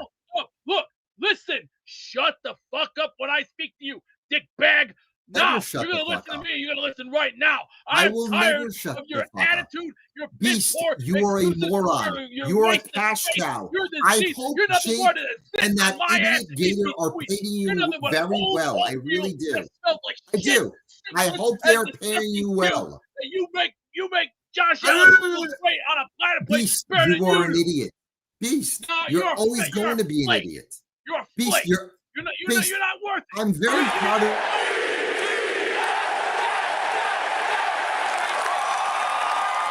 All right. Welcome back to the show, Alan. Beast. Well done. Where do we go from there? Oh, my God. All right. A couple super chats here. Then we'll get back to your calls. 6 Rings checks in. The jerseys and sports equipment go to sports charities so kids can play sports plus have clothes such as jerseys and footballs. I don't know what that has anything to do with you wearing a Yankees jersey and claiming to be a Patriots fan. Bino with a super chat. All is right in the world. The return of the Hebrew Hammer. Shabbat Shalom. Bino, thanks for watching the show. Jet Set Fool, I see you. You're in the raffle for 2 with this. Oliver being out's a big deal. If we can win the battle of the trenches, we can win this game. Oliver being out buys Justin Fields time in the pocket, which is what he showed last week and lead to an efficient O. It's a big loss for the Bills. I still don't think it's enough to drastically change your opinions on the game. It helps. Makes the Bills' margin for error a little less. But this is not like losing a quarterback. Handy says, we read that one. Eli says, Allen, should the Jets trade Brees or pay him? We don't care for Allen's opinion, so I will not bring Allen back on for that one. Big fella says, how's Alt a Hall of Famer after 1 year? Because that's Allen, man. And he completely wasn't understanding or he understood what I was trying to say and just wouldn't admit it. His argument wasn't, Alt is now so much better than Olu. He lumped them together at the same time and said, if the Jets win, there's only 2 good tackles in this draft coming out. They won't get either. Then they won, and now we never hear about that. It's, Alt is so much better. Well, we have no idea what Joe Alt necessarily is. Do I think he's going to be really good? Yeah. Do I think Olu's going to be awesome? I do. All right. Last I checked, there are multiple really good quarterbacks that could come from the same draft class. There are multiple really good tackles that could come from the same draft class. Right? The 1985 quarterback class had how many Hall of Famers in it? Like, come on, man. Hazy says, wait, what Jets player does Allen love? None of them. Absolutely none of them. That's the problem. Ladies and gentlemen, we tried this guy earlier. It didn't work. We will try one more time. And I think, honestly, we could use a little break here to sing along. Get ready for Neil. He will make 13 points about the New York Jets and maybe hump a Patriots jersey. Get ready for Neil. He's probably smoking a big fat cigar and burning his house to the ground. That's Neil.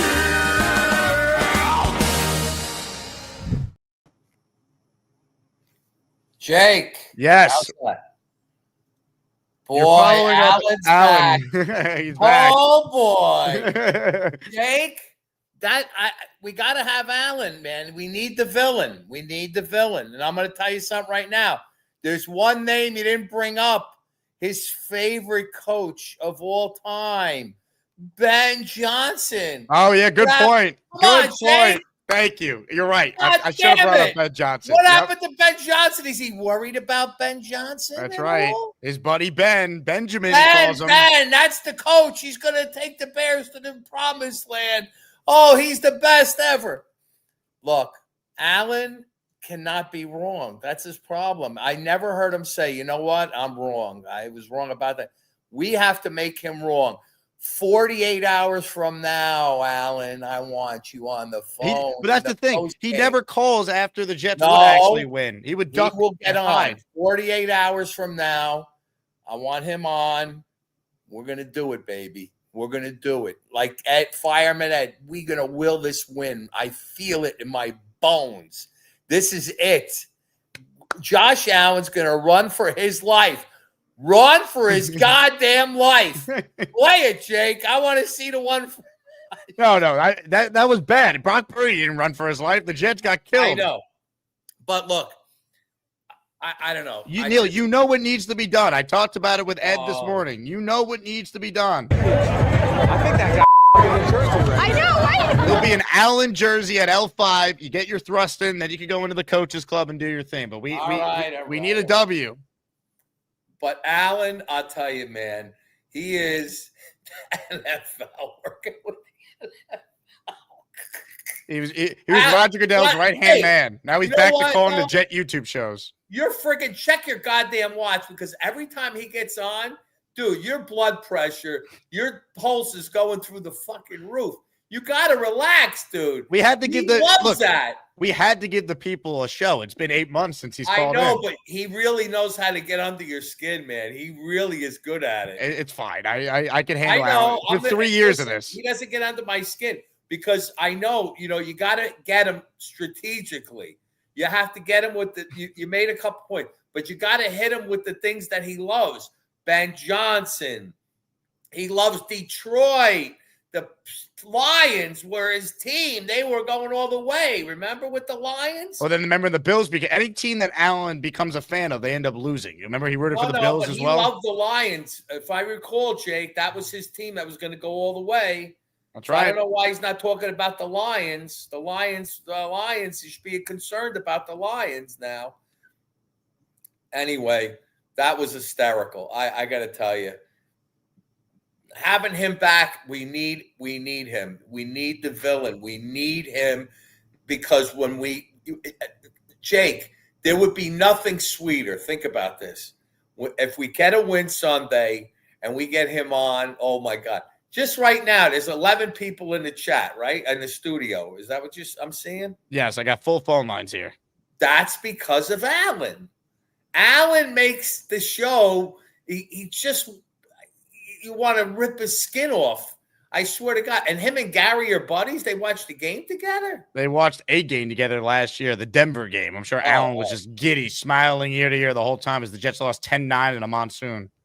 Gary has to stop talking about food, okay? First of all, Connecticut, both my boys went to Sacred Heart.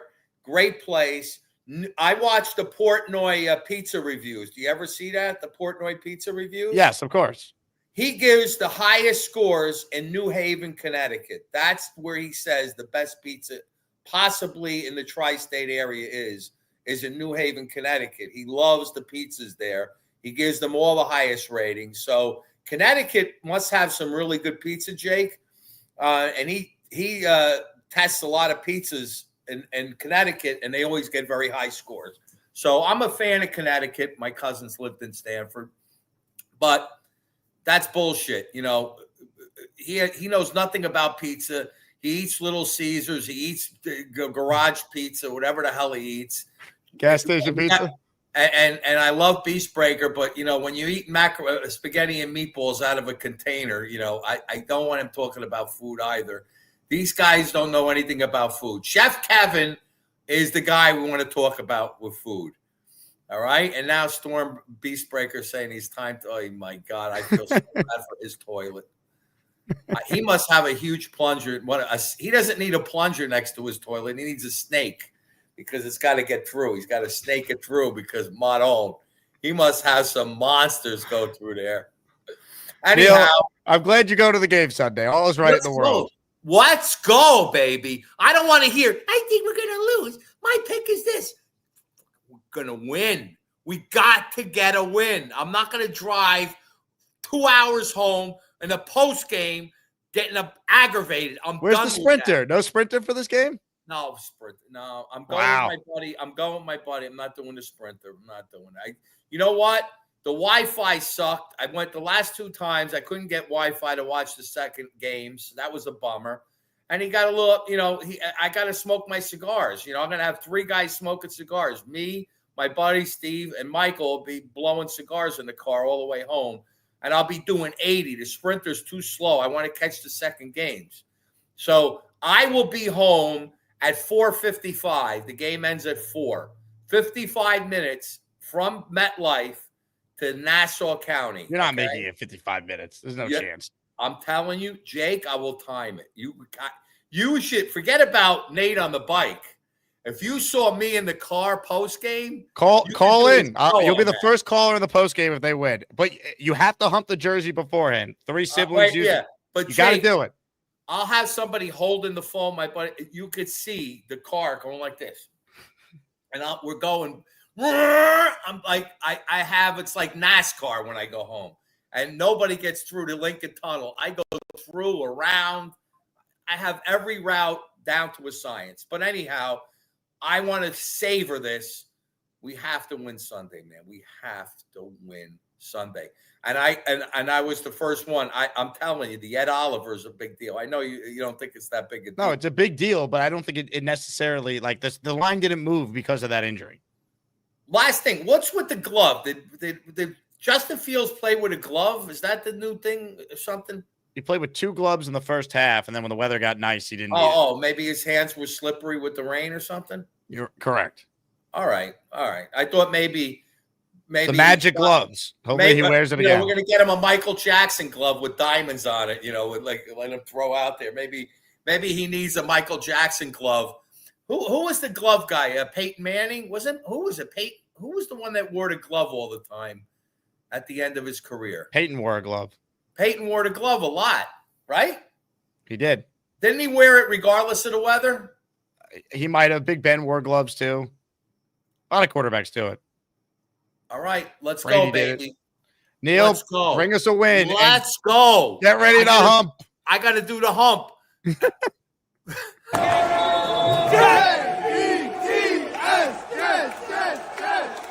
This is the only show on the planet where it's a very serious thing for a Jet fan to hump an opponent's jersey before this matchup just because he did it last year and it worked. I think that guy I know, right? All right, we're pulling out all the stops. Teddy Two Gloves, another name. That was literally his nickname, Teddy Bridgewater. Military Mike says, the world's biggest mush gambler. I put 20 on the Bills money line to ensure the Jets victory Sunday. That's the key. That's the emotional hedge right there. I took the Steelers last week in my survivor pool. I'm taking the Bills this week in the survivor pool. Like, I'm trying every reverse jinx I have. Brian writes in. He says, eat a dick, Allen. Brian, well said. Perhaps the point of the year. And I'll tell you what. Normally, this would be worth 2 raffle tickets. We're going to actually put you in for 3 for this one. Well said, sir. Nick Shine in the house says, anyways, Jake, how impressive is the Thomas Hennessy consistency? Gorman segue after chaos. Well done.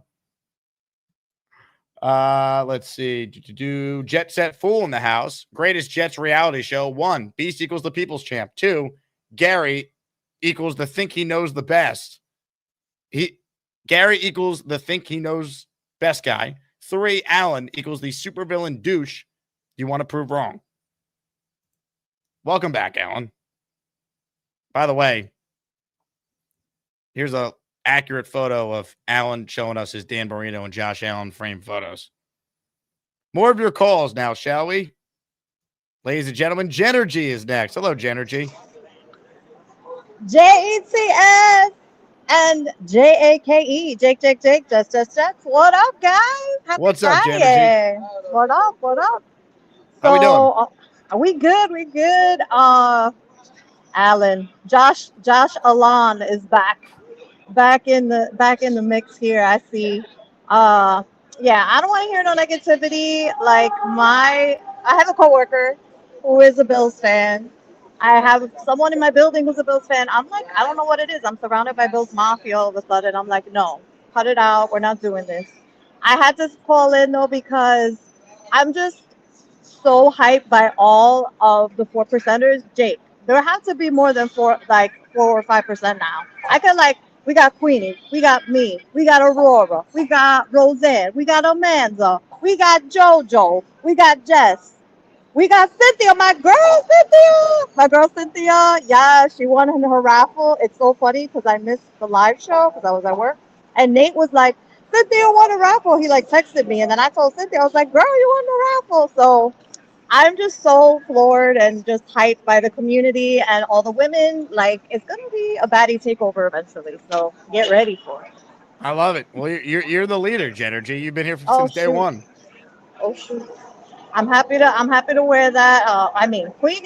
Leanie is the queen, so no one can go above her. But anything, I'm just excited. Raven is dope. First of all, Raven could be like an analyst. We need to have. I'm telling you, it needs to be a Jake and 4%ers takeover show or day or something. We'll make it happen, Jenergy. I'm glad that you're feeling optimistic. You're feeling good. We got to get a win Sunday. Yes, it's gonna be a fun season. I love watching Fields just fall out. That was so unexpected and amazing. And I just want Josh Allen. Can we just we can't just freaking Josh Allen. We gotta hold him down because I can't. Beastbreaker says you're awesome, Jenergy. What are your thoughts? Beast. Thank you, Beast. I'm awesome. I think the women love Beast. They love a man's man with that type of sexiness. Oh yeah. He's got that something. Oh yeah, look at this man. Oh shoot! Oh, okay. Show what you got. Them guns. Oh, okay. That's right. Now these are no missiles, my sweetheart. These are nuclear gun-controlled missiles that have perfect firepower that'll knock out half of the planet.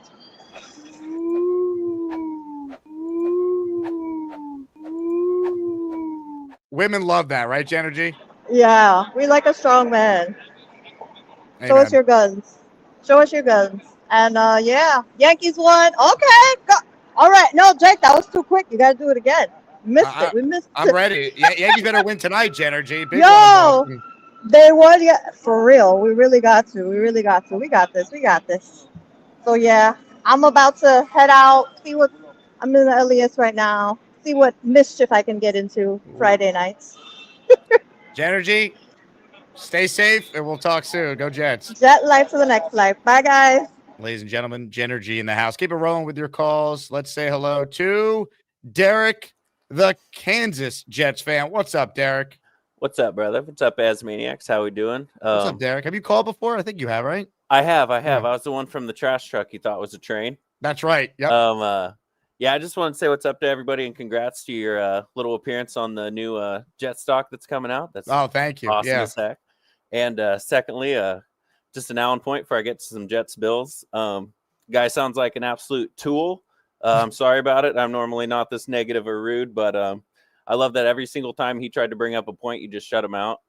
And secondly, Todd Bowles would be nothing without Baker Mayfield, as far as we know. So in terms of that, solid conversation.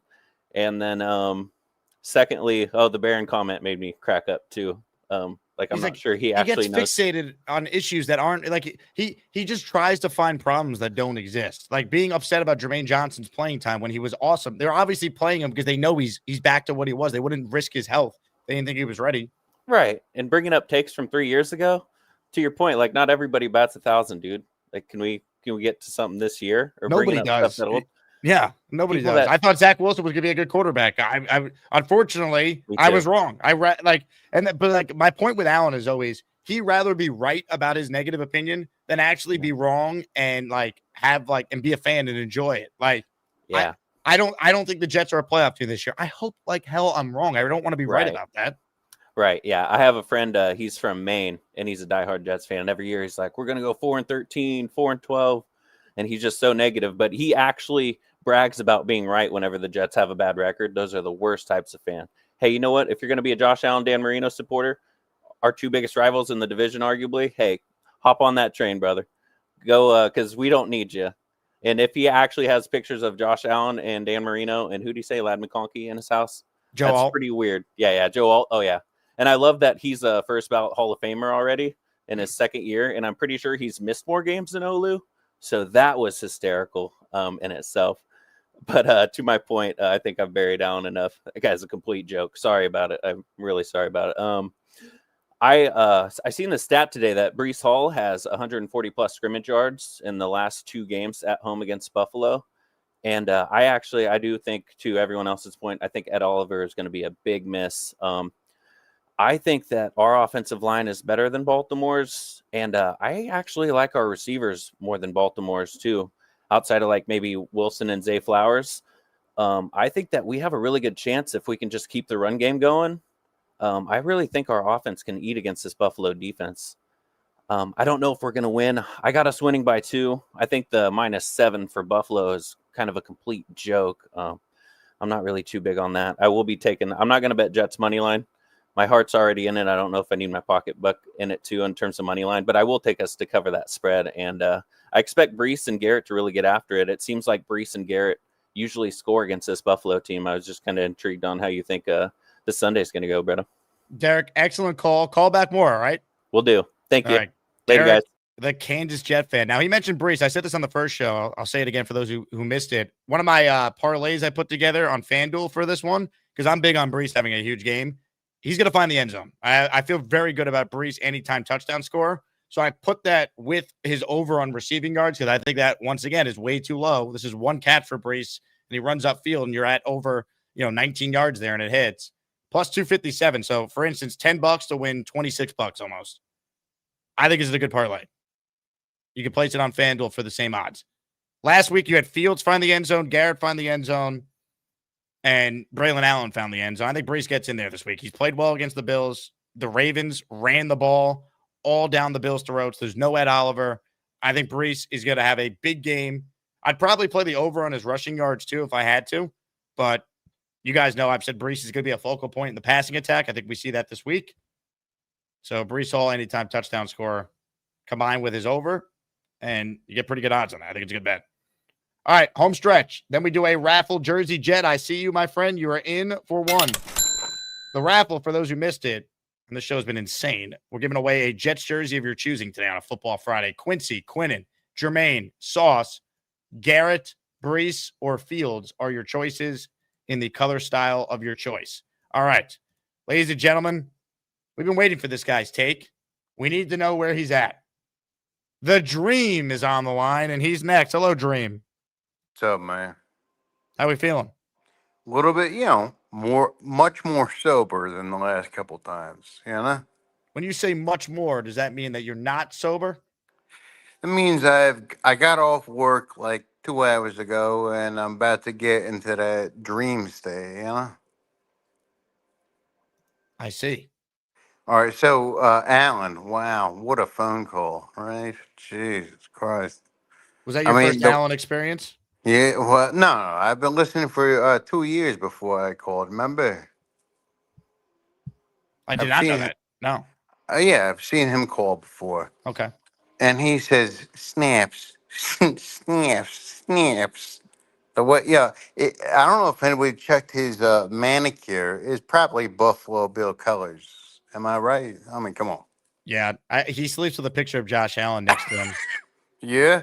Now, all right. Speaking of last week's game, and I know we're supposed to flush that down the toilet, but I Hey, do real want to quick, give. are you going to Tampa next week? Huh? I know you live in Florida. Are you going to Tampa next Dog, week? hold on. Oh God. Dog is doing his working thing. Well, wait, go on. Your dog seems to not like it when you call into shows. No, he doesn't really want to call on the phone with anybody. So, Wear your glasses. well, yeah, this I'm not. Well, I don't have to wear glasses when I talk on the phone, Jake. Yeah, but you usually have glasses that fit your face Well, no, properly. I was, I was playing a video game when I called you last time, so I had to wear the glasses to read the subtitles on the. Do you see what I'm saying here? I'm trying to make a point, Jake. Are you yelling at me or your dog? You. I don't really see what you're saying. I hear what you're saying. Yeah. So, all right. Anyways, last week, right? The Steelers Jets. Okay. After the Gibson fumble, right, and the Steelers scored the touchdown. Correct. Did they? Yeah. All Yeah, right. I think you're right. Yep. That But hurt. then the Jets get the football and then they march right back down the field and score their own touchdown. That's not Jet football. That's a new breed of Jet football, I think. What type of breed? Aaron Glenn were built for this shit football, I think. What do you think? I hope so. I mean, I was encouraged by a lot of what we saw last week, besides the fact they lost. They did lose. And it was a rough one. I don't believe in moral victories, Dream. Neither do I. But I mean, like, after the Gibson fumble and the Steelers got that touchdown, that would have been typical Jets meltdown and fold into fetal position, correct? Now, can you give us an example of what the fetal position looks like? I'm sitting in a chair right now outside. So you In can't a get into a fetal lawn position? chair. I'm not that dude. I'm about to turn 43. I do Really? feet. You don't, I don't do 43. I don't do fetal position at age 43 you don't anymore. look 43, Dream. What? I would have guessed you were in your early 30s. Get out of here. I like it. Oh, Yeah. hey, I'm a fan of you. Thank you. Are you a no, whatever. But like Hey, Spencer Green says that his dream is to see you and Big Cho have a chill off. a chill off. I mean, I remember a couple weeks ago, I did say that maybe I'd drive from Jacksonville all the way through North Carolina, pick Joe up, and drive into Northeast. And you said that would be a great reality show, correct? I did. I think you and Big Cho would really hit it off. Yeah, but if we're, if we're both in that position, who could even reach the steering wheel, right? Well, I would hope that you both wouldn't be, chilling the entire time. You take turns driving. Oh, does Joe drive? I think Cho does drive. Yeah, they actually used to call him Jeff Gordon back in his day. Does he? Also, I've been thinking about other Gorman jobs. Anna? You have a job for Gorman? Yeah, perhaps. I mean, how hard is this man willing to work? I mean, does he like to get like in the dirt? Does he like to get his hands dirty? Is he type of these guys? Well, he likes to fart. I fart. Okay. Yeah. I mean, I fart in bed a lot, Really? Yeah. I mean, like, yeah. But like, what does this man look? Here's one thing that Gorman actually said that rang well with me. It was like, I don't want to just do anything. He wants to do something that he likes, and I get that, right? So why should he? I mean, like, why don't we come up with an idea of something that he actually likes to do? You know what I'm saying? Now, Dave Brigham wants to know if you could open your eyes. Yeah. Yeah.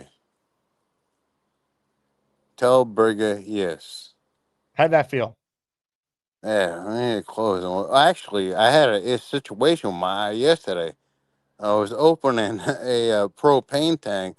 That shit was covered with mold, right? And uh, chicken shit, like literal chicken shit. And when I ripped the lid off, it splashed into my left eye, right? And I'm thinking, I'm going to wake up with pink eye, you know? But, Lord above, I didn't wake up with pink eye. But it was irritating me all day. Woke up today, it's okay again, you know?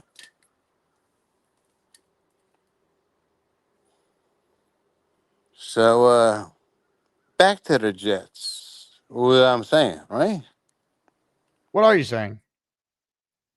Well, I think, you didn't care to comment on my thought about the Jets coming back after the fumble.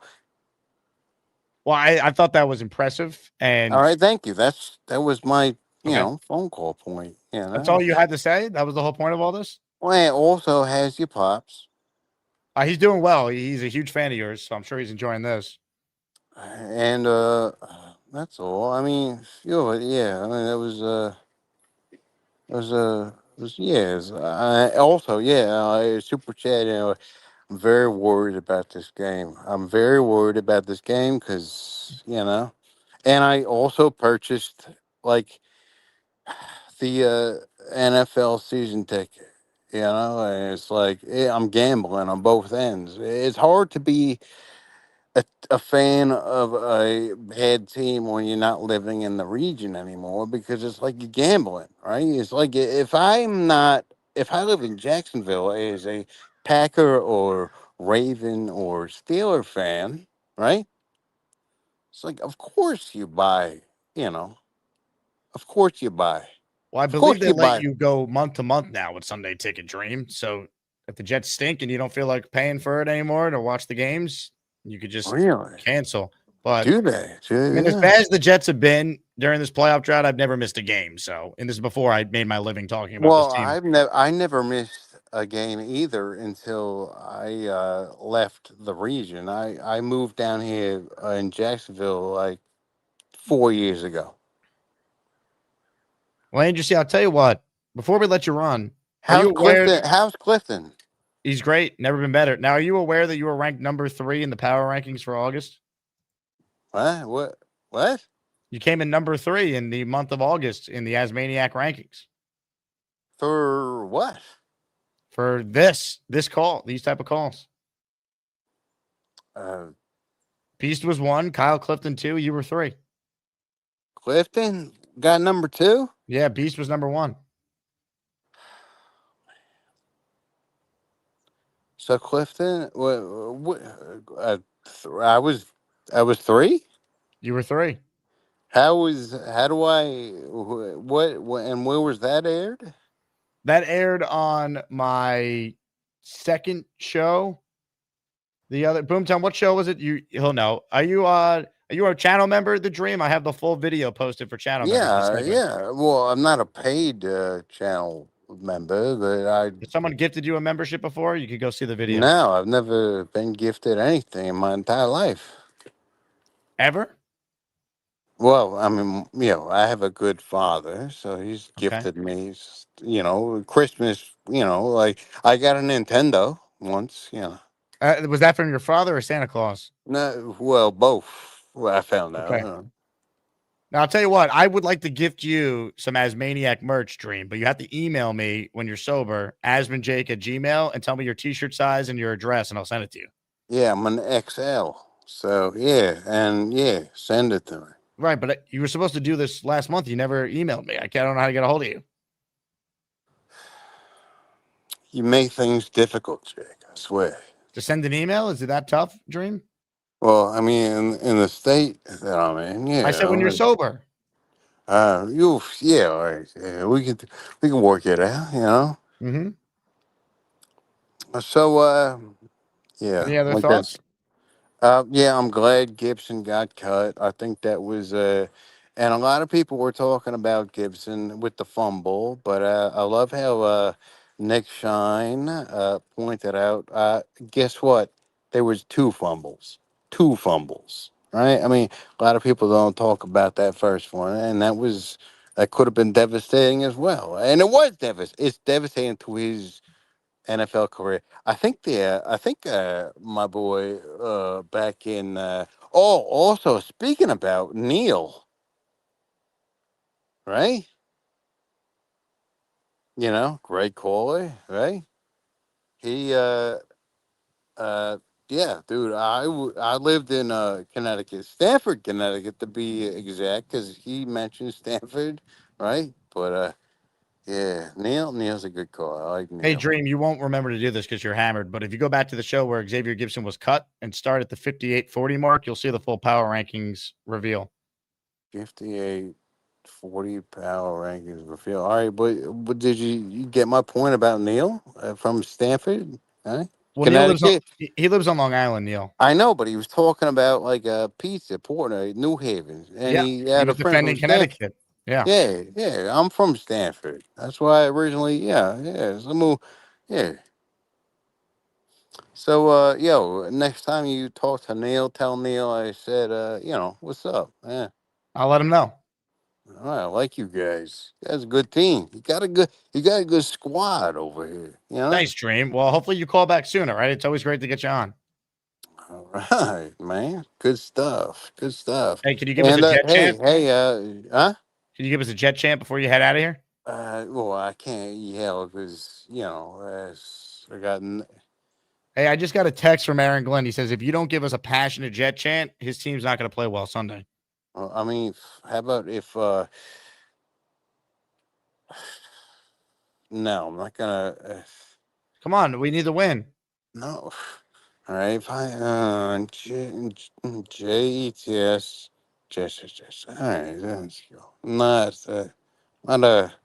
It's got to be Not louder than a. that. I'm not a vocal guy. Also, Ed made a fantastic point He this did. morning. He This said, morning, yeah, you hear him say Dream should give a jet chant? Fireman Ed made a great point this morning that I wanted to accentuate. Jake, you still there? Dream. He Yeah. said he said he wants you to do a jet chant. I'm not gonna yell in my backyard. Look at my backyard. I got It's a great neighbors. I yard to got yell in. kids. Why have a great yard if you can't yell in it? Because I got fucking neighbors. And they're kids. Hey, just give us a jet chant. Passion, glory. You're not gonna make me do it. Because Come on, it's like Dream. no.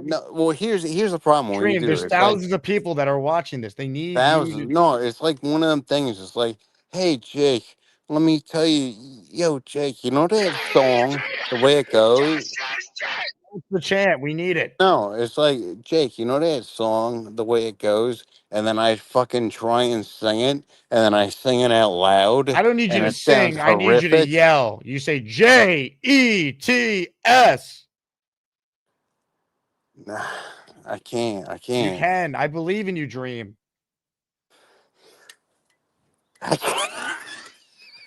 Yeah, dude. You can. It's the team name. You won many spelling bees in your life. Do it one more time. No, I'm not that guy, You bro. I'm can not. do it. You're this close. I'm not King. JETS. Finish it. Right? Come on. No, I can't. Well, hey, I love all the Is Maniacs, and I love you the You're on most. your own property. You're in your own backyard. You pay lots of taxes. Blood, sweat, and tears went into that property that you own. Give us a jet chant.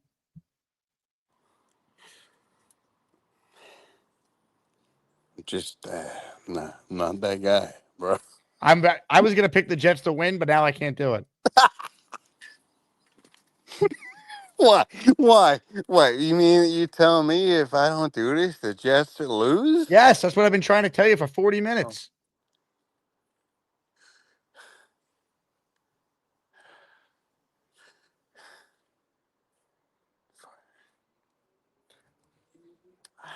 Ah, J-E-T-S. Jets. Yeah.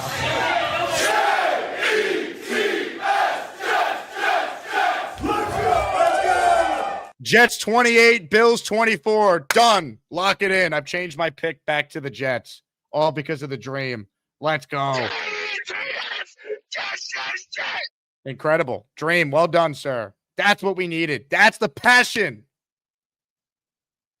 Let's go. Jetaholic. Keep it rolling, and Clifton will close, and then it's raffle time. What's up, Jetaholic?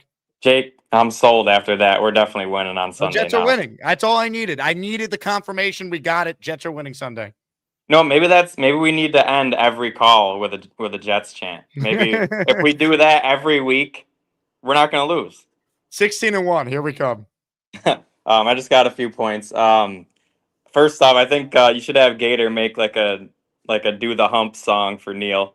That if it actually works, you can play it every week, and with both of those things combined, we're not losing. Look, Neil's going to be in Tampa if the Jets win. So if they win Sunday, I will go out of my way to arrange some sort of hump pregame celebration. We'll hump a Baker jersey before we go into the stadium next week. 100%. Yeah, you gotta love it. And then welcome back, Alan. I guess. I really don't know how you could love a division rival's player so much. Like, to me, like a hardcore fans, that's just something you don't do. Like, he can be a great player, but I don't know. You'll never catch me rooting for the Bills. I don't care if Josh Allen's the best quarterback in the league or not. I will never root for him. I can't stand the Bills. So, and then I wanted to say one more thing. When's your last show before the game? Saturday night or? This is it, in all likelihood, barring Tonight? something Okay. crazy. So you wanted the dream to do the Jets chant. I need you to end the show with "May the Jets be with you," and we will win on Sunday, 27-24. Jetaholic. Well done, sir. Let's go. May the Jets be with you. You get the fuck out. We need a win Sunday, folks. We need it. Call it out says no show tomorrow. Most likely no. If you guys haven't noticed, we've done a lot of content this week. The Monday shows were each 3 hours. The post-game shows 3 hours. So probably not doing a Saturday show. But we'll see. I'm not going to rule it out. If I get up early and feel like doing stuff, maybe I'll pop on. You're definitely getting 3 hours on Sunday, though. That's our post-game show. Big Islander fan says, Allen is why they invented the mute button. Nick Shine writes, and does Dream still want to recruit Gorman for python hunting? Next dream call, we'll further explore that, Nick, because I know that Andrew C. has suggested the idea of Gordon joining him in a cabin in the Everglades and being a professional python hunter. Last chance to get in the raffle, because right now we're bringing on today's closer. Sing along.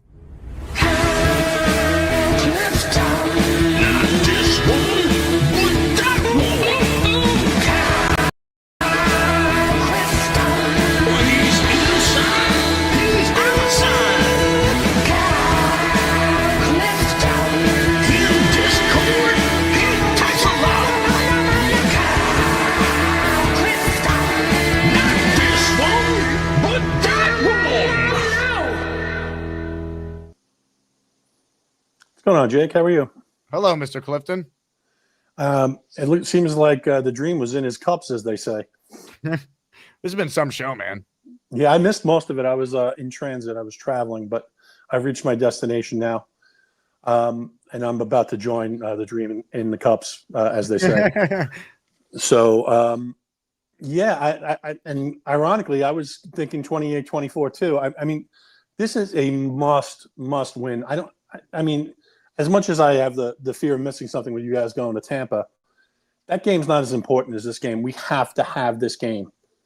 And with Ed Oliver going down, this crowd has got to be at a fever pitch on Sunday. This game is too important. If we lose this one, the whole season could spiral. So, you know, you hate to say that after game 2, but it's the truth. We need to start bagging division and conference wins. You know, I actually am one of the people that, welcome Alan back to the show with open arms. I think we need, a voice that's like a different voice. You don't ever want to live in an echo chamber. He's got strong takes, whether you agree with them or not.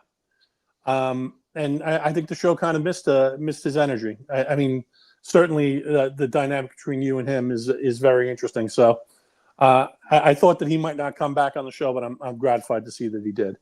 I knew he would be back. They all come back, Kyle Clifton, except maybe Chiefs fan who could be in prison. But everyone else always comes back. You're not losing me, Jake. I'm never leaving, all right? Kyle, we need you. You're the lifeline of the show, man. I mean, who else is going to actually consistently call in and actually make good Jets points daily? Not today. My only Jet point is the importance of this game. We got to realize it. The team needs to realize it.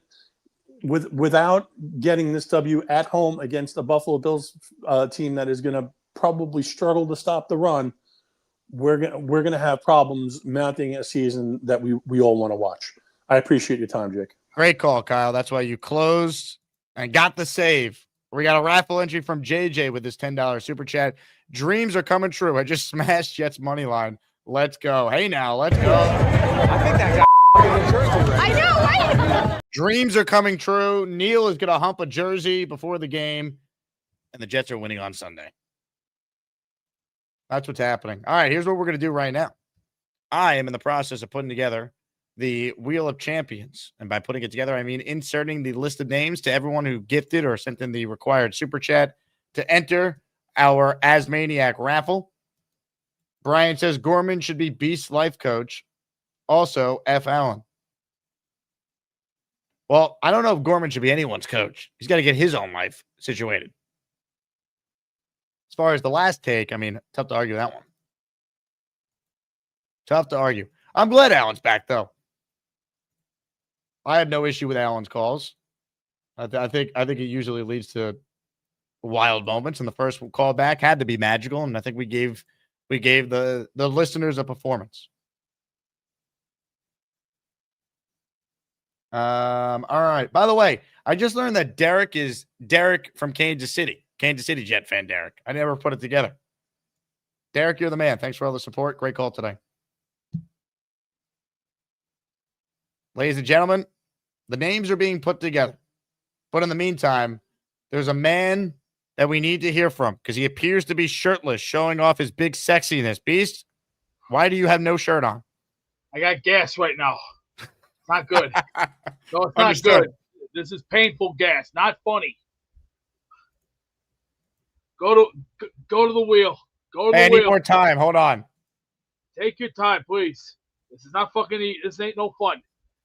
Wait till you get to be in the 40s or 50s or 60s, and you deal with some of the pain that you can get. Aren't you 41? Sunday, we will bomb the shit out of the Bills and leave them in a pile of rubble. I thought you were in pain. Now you're giving takes on the game. Hey, while I'm holding my stomach because of the gas, I will fight this. I will not back down that easy. You'll have to hit me with the 882nd Airborne, even if you have to. And this ain't laughing. This ain't blowing off steam. I got. So you have a stomach ache? I got evidence to support my claim. When you say you got gas, I mean, how nasty does it smell in your room right now? It's fresh. No, I got AC. I got AC on, and we're having one more heat wave, and then after this heat wave, the cool weather It is must coming. smell horrendously. Am I right? Oh shit!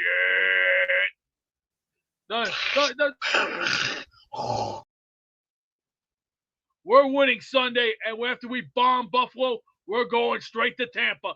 And get your garbage trucks ready because we're gonna have a nice big old pile of garbage coming this way. So if we have to spend maybe $2-3 grand on on garbage bags, fine. We're gonna pay for it. But here's the thing: Tampa's footing the bill.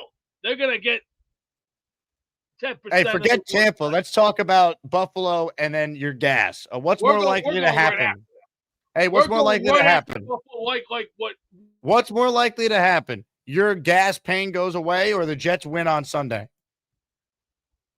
First thing I'm going to say is we're going to kick Buffalo's ass like William Wallace did in the first meeting when Scotland took on England in Stirling. And I remember watching that. I've watched it so many times. And I'll tell you, Jake, your stomach, I don't know if you have a strong stomach, but I do. I got gas right now. Hey, Beast, before I get to this raffle, give us a little Quentin Williams sacking Josh Allen. You want to see what Josh Allen's going to look like? I'll give you a big example. Here's a picture of Josh Allen. He's going to stand right here. I'll give you a prime example. Josh Allen looked like he basically left a yellow stain right in his pants and basically forgot to wipe. He looks like he's going to shit himself when he sees 290 pounds of a missile coming. Example. 1, 2, 3. That's prime example number 1. Or number 2, if he's trying to run around, grab like this and throw his ass down. Just like an example. This is what examples look like. It comes Sunday. Expect no mercy. Strike first, strike hard, no mercy. The enemy confronts you, they're the enemy. The enemy deserves no mercy, especially like that one. And when Buffalo goes down, we're going to stand on top and yell the words, freedom! Yeah! It's time to announce the winners of the weekly Asmaniac raffle. Let's spin the Jake Asman Show Wheel of Champions and find out which Asmaniac is winning an epic prize. It's early, but I would say this has been the best show since the regular season started. We've had villains return. We've had Beast. We've had The Dream. We've had Neil. We've had forever callers, forever moments. Gary's been sent to the hole. What more could you ask for, folks? How about a raffle where we give away a Jets jersey of your choosing? Now, if you win, you have to email me, asmanjake@gmail.com, with your name, your address, the player of the jersey you want, the color for the jersey, and the size of the jersey. Those 5 things. Good luck to everybody. May God bless the Jets and Beast Man Boobs. And let's spin the wheel and find out who's going to win a Jets jersey.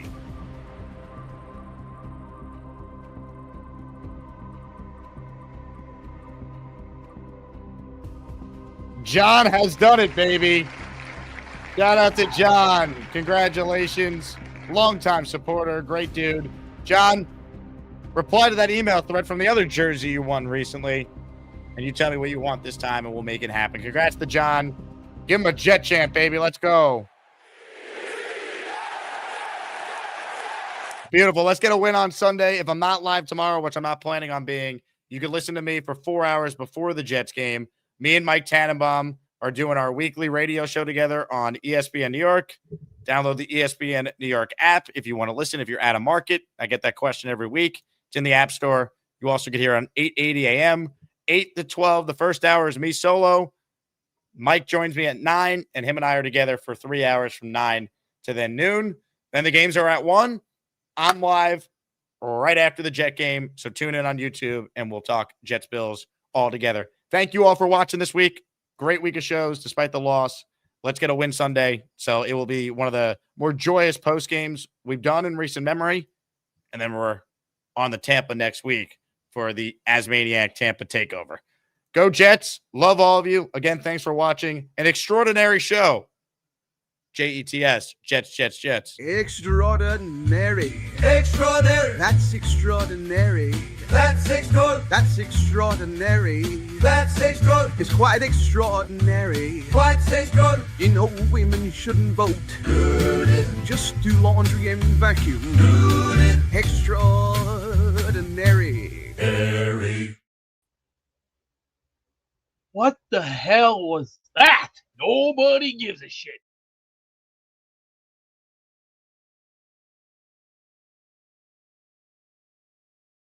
Hey, here's the deal. Just got no chance unless you click on that like button. And you got to make sure you subscribe to the Jake Asman Show. You don't, you can get the f*** out. Now let's go, Asmaniacs. We're built for this shit.